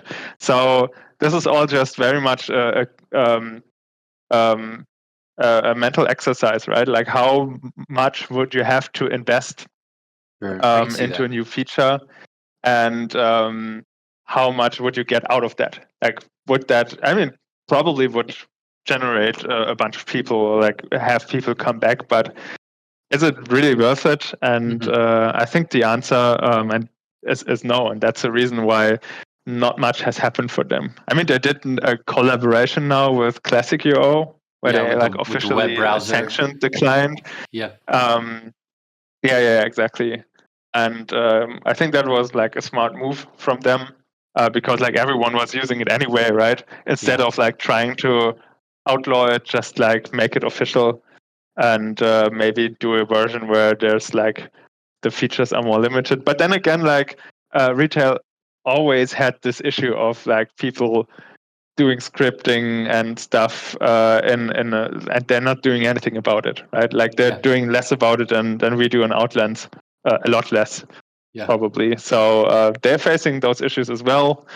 So yeah, basically not surprising. And like even if they did contact me, I wouldn't be able to help them because like it's just very much not my tech stack. And very much a different situation than we have on Outlands. To your point, and I don't know where, I can't remember where I heard this, but I had heard that it's the old code is very, like if I decide I want to change the way you buy a horse from a stable, right? It somehow could potentially be linked to the way, you know, and it could mess up your character logging out instantly in a house. Now those are just two like random things, but the code is just put in such a weird sequence that could potentially mess up something. I would far away. Absolutely not be surprised. Like even just like even though like both the client and server code for Outlands has been like rewritten like from the ground up, right, by the community.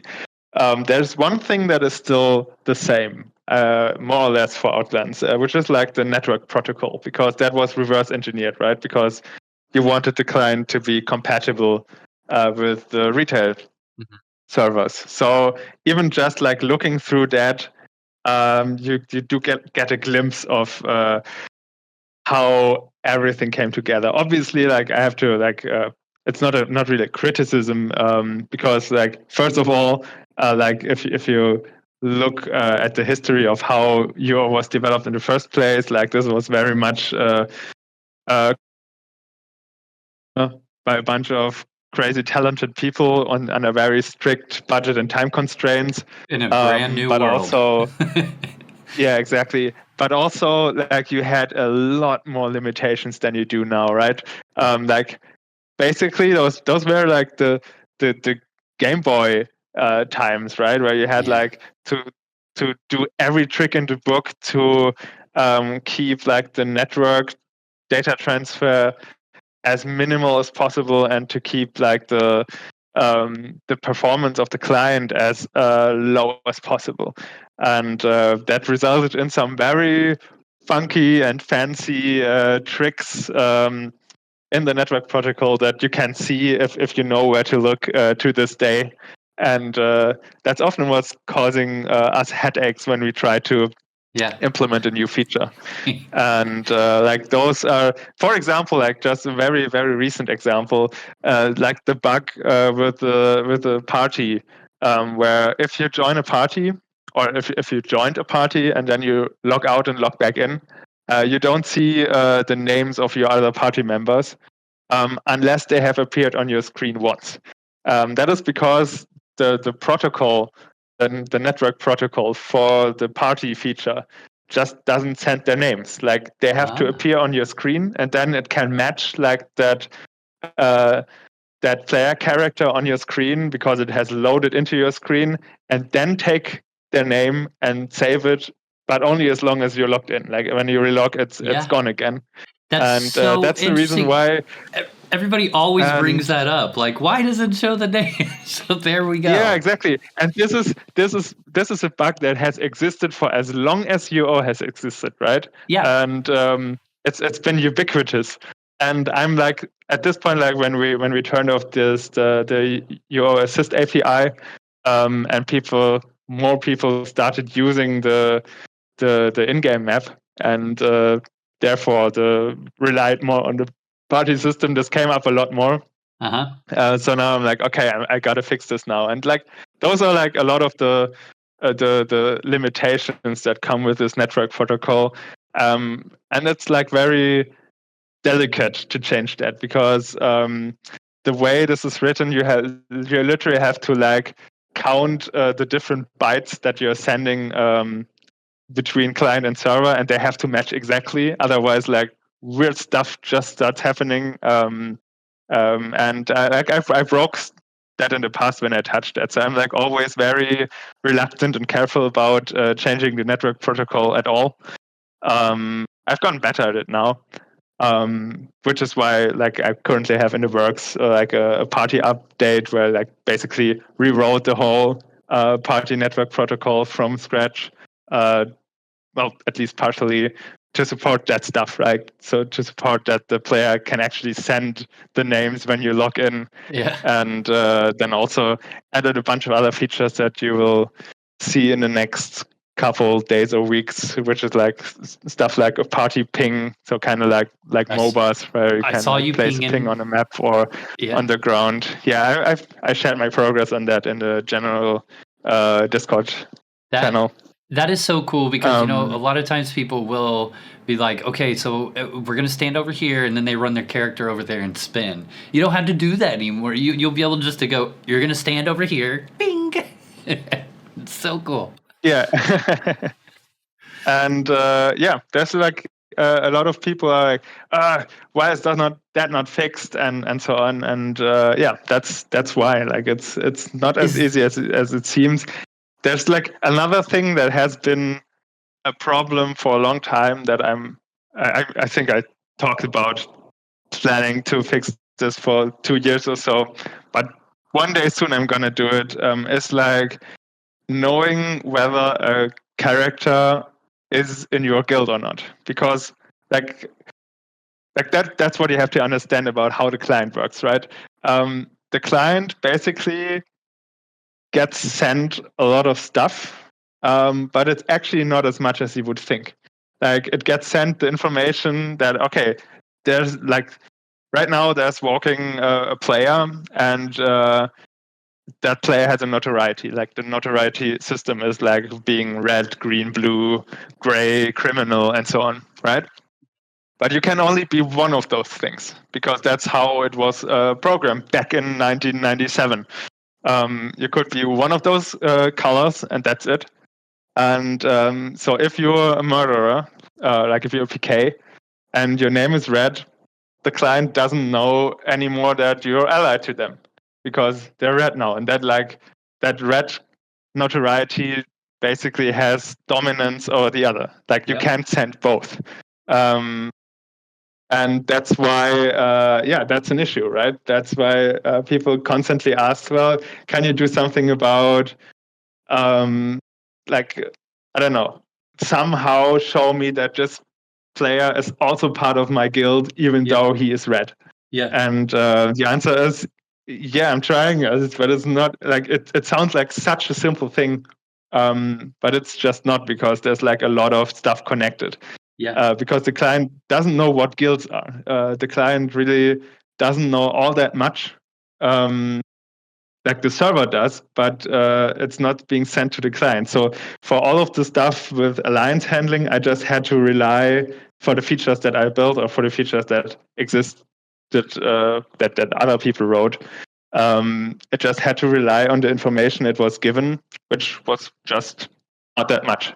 And like that's basically one of my main motivations, right? Like improve that by sending more information, because we don't have to be as careful about how much data we send over. For example, another huge thing, You don't, a huge because that update network was the buff protocol's icons. different? Sorry? You don't have to worry as much about the data being sent because of the network is rewritten or different, or No, because like you don't have a limited bandwidth anymore. Like that was like the main driver, right? Like back in 1997, like every byte that you sent over was valuable. So you had to really decide on what you could send and what you couldn't. Any byte you could save was good, but we don't have that limitation anymore. Right. Okay. Yeah, I got you now. Yeah. Yeah, and like one of the big things that I rewrote recently was like the buff icon system, right? Basically, one of the things where I said like I'm bringing the client back to 2005. Like you can actually see buff icons on other mobs, which I think we're the first server to do that. Ever. Like I don't know if anyone else. It seems like such a simple thing. Like every other game has that. Every other MMO has that. But in terms of UO, I think we're the first. And that was a bit more complex. But yeah, I think it came out quite well now. There's still a few bugs. I think Outlands is the first of a lot of things. I think you could say like probably 75-85% of something that makes you go, oh wow, that's cool. Outlands did it. So I'm noticing that my internet is actually back. Let me just switch back to my PC for a second. So let's just okay. Where were we? I think you were about to ask a question. Yeah, so one big thing, and this is for like new players out there.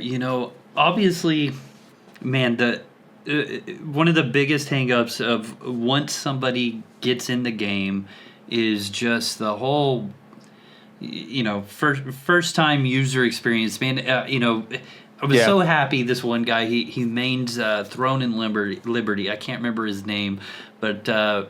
He was a bigger streamer, and he does like Mondays.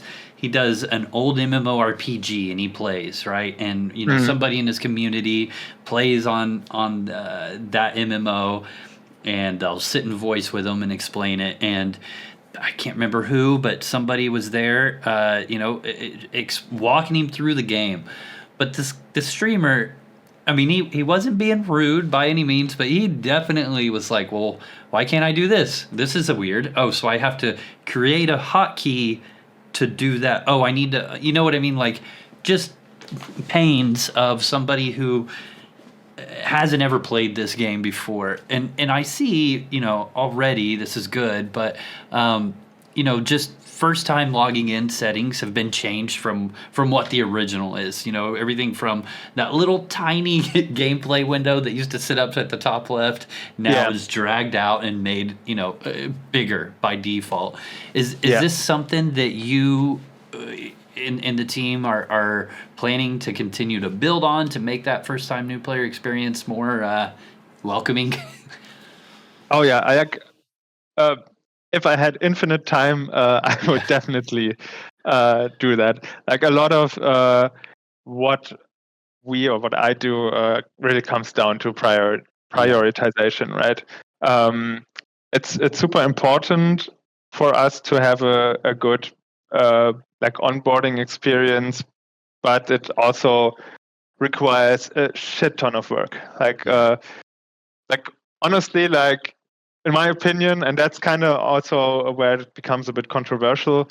Like you would have to, like I would just rewrite the whole UI system from the ground up, like the way it works, because it's so clunky and unintuitive in so many ways, right? Yeah. And like everyone who knows UO kind of knows how it works, but it's very hard to explain for new players. But if I did that, then a lot of the old players or the people who know UO would be like, well, this is like that's not good. Like that's not UO anymore. It's not. I don't know. We like it that way. Like for pretty much every change I ever did, there were people complaining about it and like, oh, you're making UO too easy. And I don't know, like, yeah, it's always like a very interesting discussion to have. Just ignore it. You're doing good stuff, man. I mean, it's like no matter what you do, man. I mean, you could give somebody dying of thirst water, and you're gonna have somebody saying, "Well, why did you do that?" It's I wanted Gatorade. Yeah, I mean, it's you're never gonna make everybody happy, but I think that I know that whatever you decide in the team Outlands. I mean, sure, there might be something that was like, well, maybe that should, but mistakes happen, right? But at the same time, like, dude, I don't know. Everything's just been so good. And who's the care? Man, there's a cooldown. there's buff bars. There's pinging. Like, that's badass, dude. And yeah, I mean, I think that's cool. And I would just say, F you to the haters on any UI upgrades, man. I mean, like, honestly, like the thing is, like to most of them, like you don't have to use that stuff. Like I know, like health bar collectors is very power user feature, I would call it, right? It's very, very advanced. Like you definitely don't need that. But if you decide to invest some time into it, it can just add an additional layer of quality of life, right? Yeah. And that's basically what I'm going for with my updates. Like all of it is just basically stuff that I would like to see myself, because I'm annoyed at one aspect of how the client works or another. Yeah. And like most of that stuff is completely optional. Like I pointedly try to write my features in a way where like they initially work the same way as they did before, and then you can just decide to do more. Yeah. It's kind of hit or miss. Especially with the health bar collectors. Initially, I made like one be turned on by default and put in the same place where your drag select position was, and like configured it in a way that like the drag select would, like the collector would catch your drag select bars instead. I mean, that's kind of the whole thing why I even started with the collectors in the first place. Like I just wanted people to be able to define multiple regions where multiple types of health bars would land when you drag selected, right? Yeah. And it just kind of spun out from there, as it always does, where I'm like, okay, and then I guess now since I have that, I can also make them auto-collect, and then I can also add in different directions for sortings, and I can also add filters, more filters, and that kind of stuff. So it just kind of usually just starts growing from there until I reach a point where I'm like, okay, if I add any more, like nobody will understand this, or it's like in a state where it makes most people happy. Yeah. And yeah, then there's people who don't like it, but that's fine. Just don't use it. I mean, I do.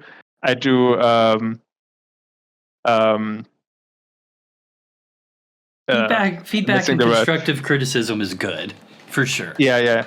I do admit that, like in some aspects, it does impact the game, right? Like especially like the PvP crowd, for example, is very fickle, let's say, because obviously in certain ways, features, like especially when it comes to health bars, they do impact PvP.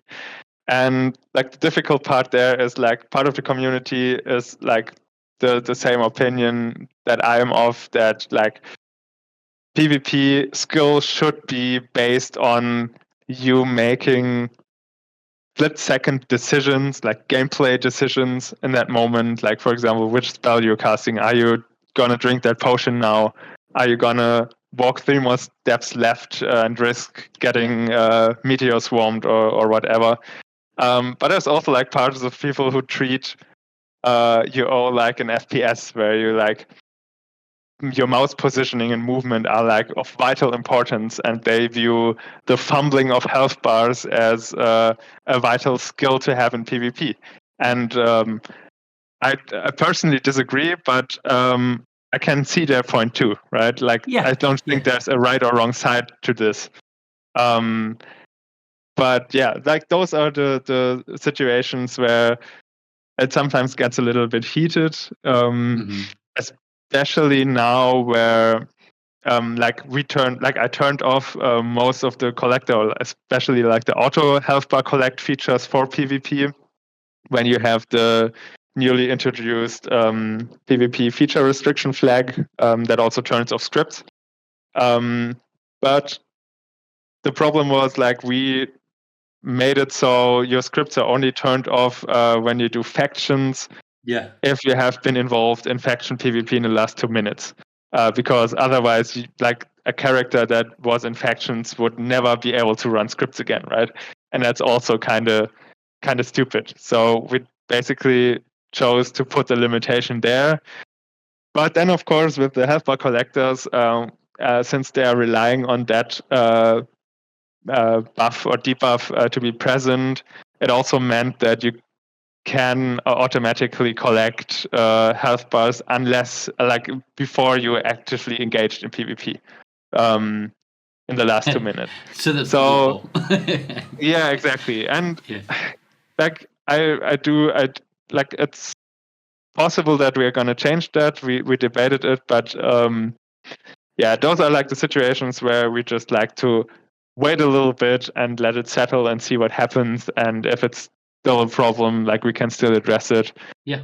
But yeah, it's like those are like usually the discussions we have when I add new features, and they impact the gameplay, especially in PvP.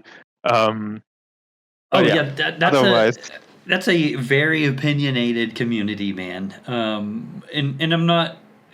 They're not wrong to be, you know what I mean? But at the same time, it's like, you know, if you do one thing that affects PvP at all, it's like, oh my god. Yeah. Like, everyone flips their fucking shit, and it's like, okay, it's gonna be one of those weeks again. yeah. So you know, it's either are you gonna stick to the whole T2A era as much as you can, or are you just gonna say, you know what, this is where we're going. You either like it or you don't. Because that's your only options. I find the PvP community especially fascinating because, like, I don't think there is a single feature that you could do where the PvP community is not divided on.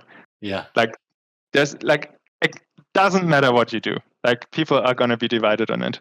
Yeah. And neither side is wrong, really. You know what I mean? Yeah, exactly. It's I mean, you know, you see arguments of both sides of literally everything. And it's just like, you know, even the whole, like, you know, should PVMers be balanced with a PvPer? Like, I personally don't think they should. I think we get 720 skill points, and how we use them is up to us, and the consequences are laid out to that. You know what I mean? And that's not wrong. But neither is the fact that if I run a pure PVM glass cannon, that this guy is going to come in here with a PvP template and murder me, and I don't stand a chance. You know what I mean? Like, is that fair? I don't really know, but I know what my opinion is, but I also don't fault the people that feel otherwise. You know? Yeah, for sure. So, me neither. All right, so this is cool. So, like, a while back ago, you actually hinted at like some sort of Twitch integration, right? And I remember, one of the ways that you figured maybe to do this would be that chat could use a command in the chat, right? And that would generate points somehow that could then be used for some form of in-game item that, it wouldn't affect PvP at all to do PvPers out there. It would purely deco based, right? Is this something that's potentially still in your wheelhouse? I mean, I get it, priorities and time, but is this, yeah. Yeah. So first off, yeah, I think like the streamer community of Outlands is great, and I think it's also a super important part of the overall Outlands community. I think like I wish I had some numbers of how many people maybe actually got into Outlands because of streamers, because maybe they stumble upon their streams on Twitch or something, and like mostly like especially you who also does YouTube videos. That's also a huge factor, right? And I do think that like I really want to do something to support streamers in a way. But yeah, UO being UO and our situation being as it is, it's like we can't just do Twitch drops because that goes against Twitch's terms of service, basically. So that is kind of like where I was thinking about some other way of making or enabling viewers to engage in the stream. Like we can't. There's no way for us to actually like get the watch time. Like Twitch is very strictly prohibiting gathering this info. Like even if you wrote your own Twitch bot. Because like that is like the most sensitive data they have, right? Mm-hmm. But like what we do, what we are able to is like do some kind of like Twitch bot command, and like my idea there was to like have people just write a command in the chat, and then they would get some kind of currency that they could maybe then at some point like buy some cosmetic item from, and the benefit for the streamer would be that there would be more engagement, hopefully. Like I mean, like it would probably result in a lot of people just like opening the stream, typing in a command, and then like closing the tab again. But that's like, part of it, man. I mean, that's part of it. yeah, exactly. But even that being the case, like I think a bunch of them would stick around still, and that's like what I would like to accomplish with that kind of system. Yeah. But at the same time, it is still like a lot of work to write something like this, and like we have a bunch of stuff planned. So like when in terms of the infrastructure we're building, it might get easier and therefore like move up the priority list. But yeah, it's basically like you said before, it's very much always a question of like what do we get the most value out of? Sure. Yeah. Of the time I spend. I will say from my point of view, and somebody that that does giveaways, right? On the streams and sees people do giveaways. There's a couple sides to it, and one is that it brings people into the stream. Now, some of those people are literally only there for the giveaways, and that's okay.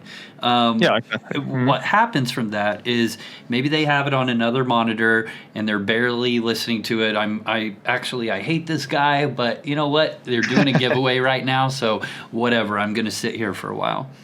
Then what ends up happening in some cases, not all, as you know, nothing is ever black and white unless it's code, right? But even then, yeah.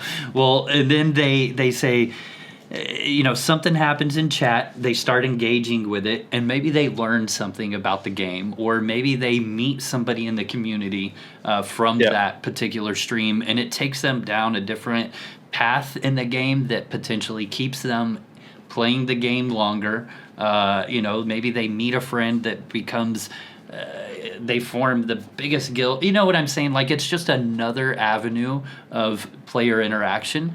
So, aside from just giveaways, just they're great for the community, man. And yes, they pad numbers, but it's part of it. They also, introduce people to each other that may not have been otherwise. So yeah. I think it's a cool thing. I think it's something that could, it also, people see the UO category and, it sits around 200-ish people, 250-ish people on peak times.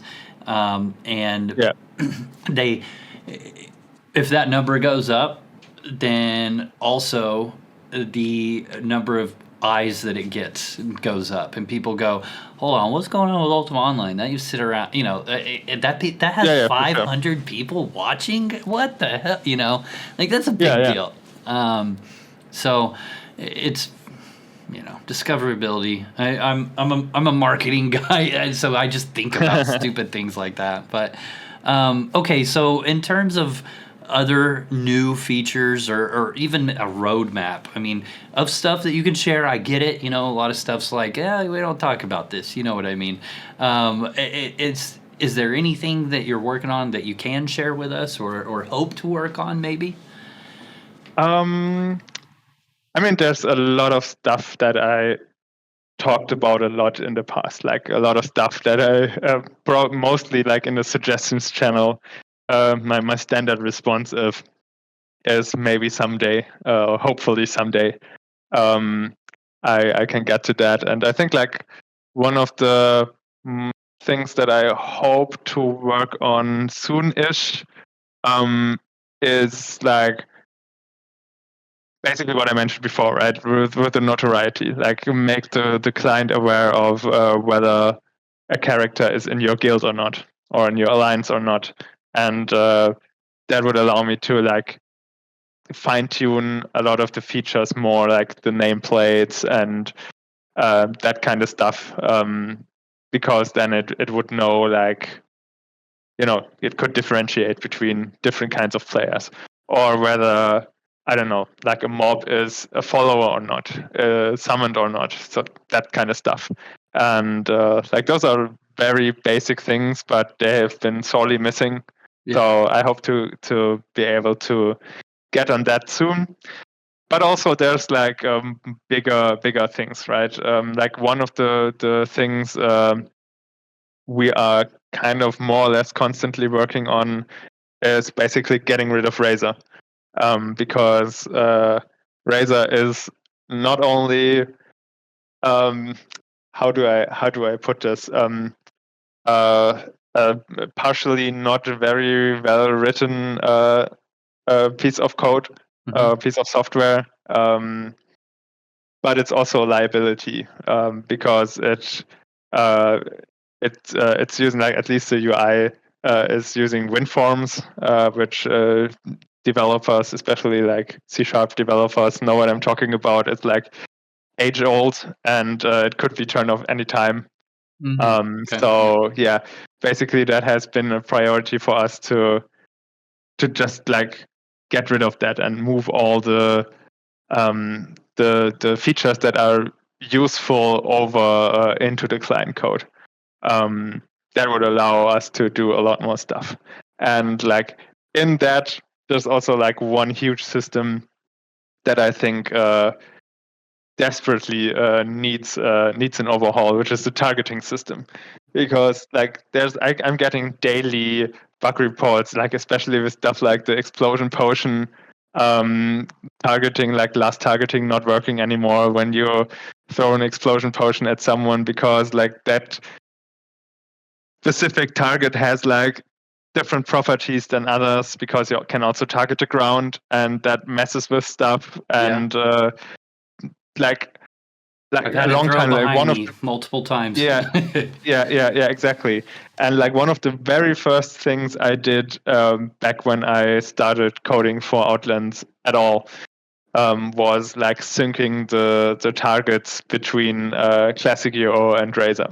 right? And I did the borders, the different border colors, to show you like which is your last harmful target, which is your last beneficial, and but that's like not perfect at all. Like there's the code is so complicated because I have two versions of it, right? I have the Razer version, which in itself is like hugely complicated and spaghetti code, and then also Classic UO, where I added a bunch of stuff to kind of try to give it feature parity, but it's not really all the same. So most people still use Razer.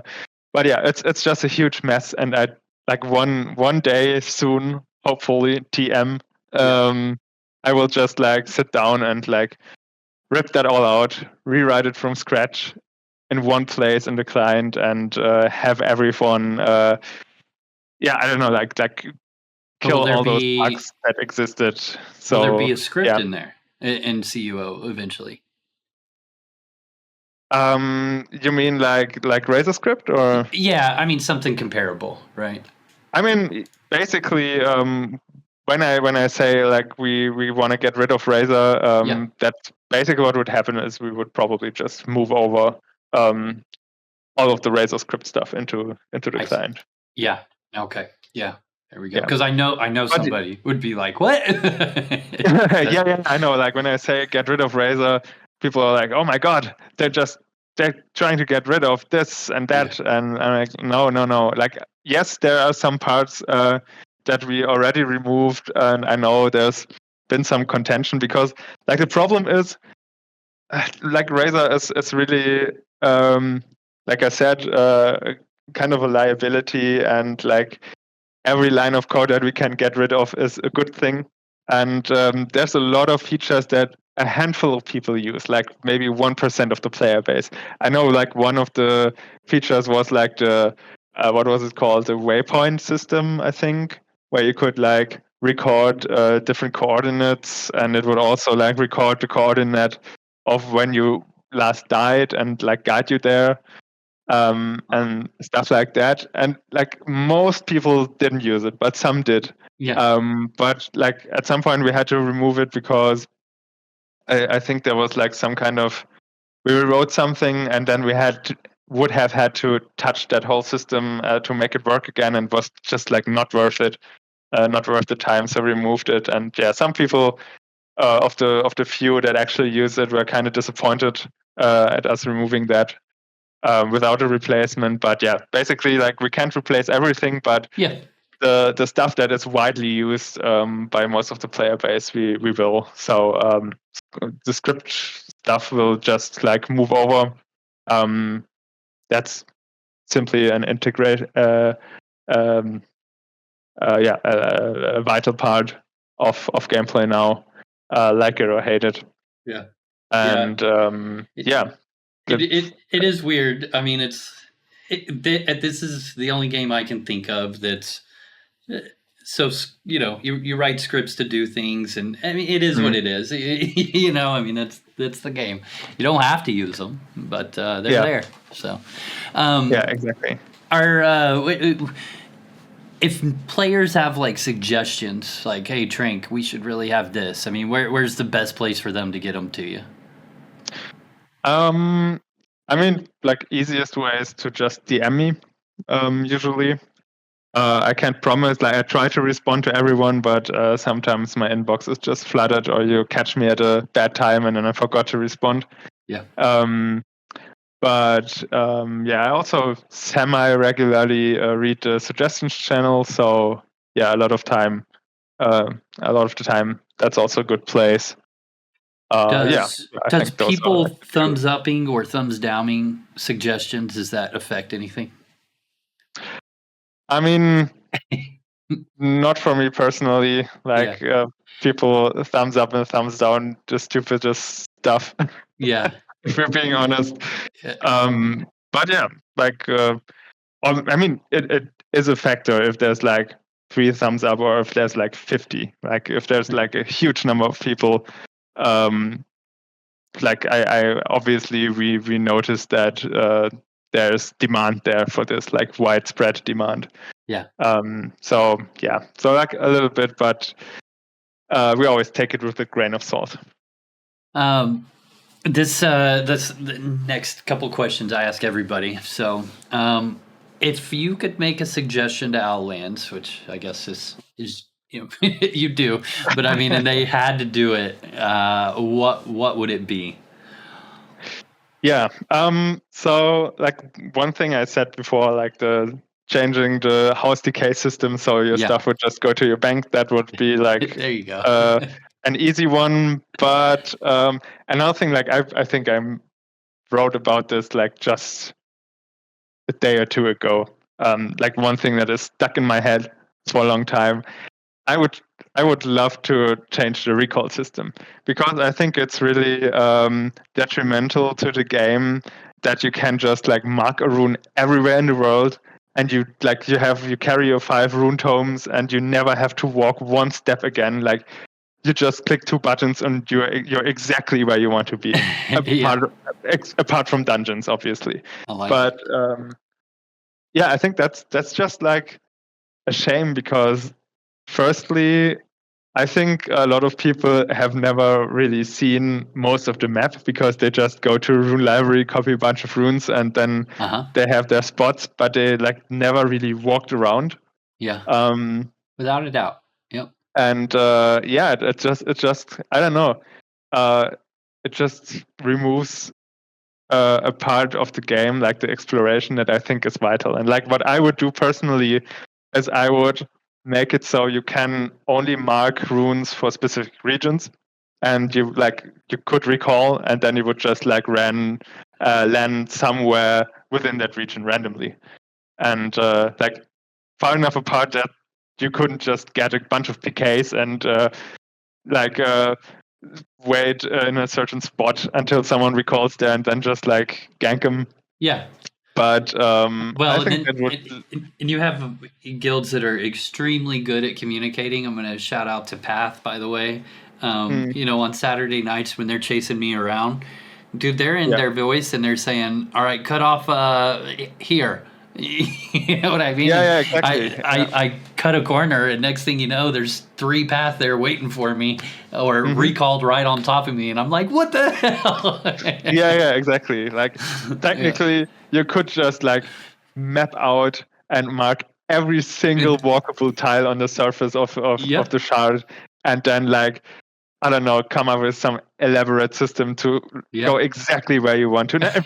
Honestly, like with Path, but like people do that for different stuff, and I think that would solve a bunch of problems if that wasn't the case. If you couldn't just do that, I think like with the exception of like always being able to mark a rune at your house, obviously, because that's kind of important. Like having to run to your house would suck. But that again would also give houses more regional value. Exactly. Yeah. I think that would be a cool thing. It's like one of the things that will probably never happen. But island houses would not be worth a lot. Problems. Island houses would be people would be giving those away. I mean, at the same time, it would mean that you're even safer on your island, right? Because it's like depends on what you want, I guess. What other games are you excited about that may be coming out, or that you maybe play, daily yourself? Yeah. So I'm like apart from UO, like my main game nowadays is Path of Exile. I'm a huge Path of Exile nerd. Okay. You've been playing the Hunters? Actually not, because I kind of I was very busy in the last week since the release, and also like the intermediate feedback has been very not good for the game. So I was like, oh, maybe I'm just gonna wait a week or two, but I'm definitely gonna give it a try. Also, I have to say, like when I play PoE, I'm very much what you would call a hideout warrior. So I'm really into like the whole trading and economy and crafting aspect of the game. Okay. more so than just like the regular quote unquote gameplay. And like that's what I love about that game, is that like there's so many different ways to succeed. Yeah. And like finding your niche that doesn't necessarily have to be like just grinding the game as hard as you can by like doing PVM, but like there being other means to achieve the same goal ultimately. That is what I love about it. And kind of also what I'm still disappointed for, because the crafting system in PoE 2 specifically is very underwhelming. But yeah, I'm hoping it will get there. But yeah, that's basically PoE and PoE 2. Those are like my eternal addictions, as long as they. I was a real big Diablo fan, man. Real big. I mean, I like the lore and the story. You know, heaven versus hell. It's cool, man. And I grew up playing Diablo, right? Well, you know, I tried PoE. Man, I don't know. It was after like the game had been out for a long time, and I didn't really give it much of a chance. I was like, yeah, this is like Diablo, you know, and I didn't fall in love with it. Then PoE 2 came out. Well, you know, whatever iteration it is, you know, early access and whatnot. And I had you know, people in Outlands had been talking about it, and I was like, all right, cool, let's play, you know, and got some keys and gave away some keys, and the community donated to give away and stuff. It was cool. But there's a channel in my Discord that's PoE2 no guides. And so we went into this saying we weren't going to look anything up. We were just going to, you know, log in and play together as much as we could. And even to the point where I was like looking at the classes and I was like, I don't know, am I going to be this or this? And Are You Kidding was like, wait, you're looking at classes? We're not supposed to be looking at anything. I'm not even looking at that. I'm going in blind. I was like, you know what? You're right. I'm sorry. And but it was fun, man. We had a good time with it, and you know, so lately I've seen the bad publicity it's getting, but that Hunter sure looks pretty cool, man. I kind of want to play it. I mean, from the looks of it, it has already gotten a lot better. Like they had a bunch of interviews and they actually listened, and good buff patches are coming. So And the last question, man, who should be the next guest on the Pwncast? Oh man, that's a question I would probably have to think about. Like, I don't know too many people in game, I guess. So like I guess typically the answer would be, oh, that guy from that guild or that guild leader. So yeah, that's not something I can say. Obviously the other route I could go would be someone from staff, but if being realistic, I'm not sure if Owen or Lucius would give an interview like that, or like hop on a postcard like that. So yeah, I don't know, man. It's difficult to answer.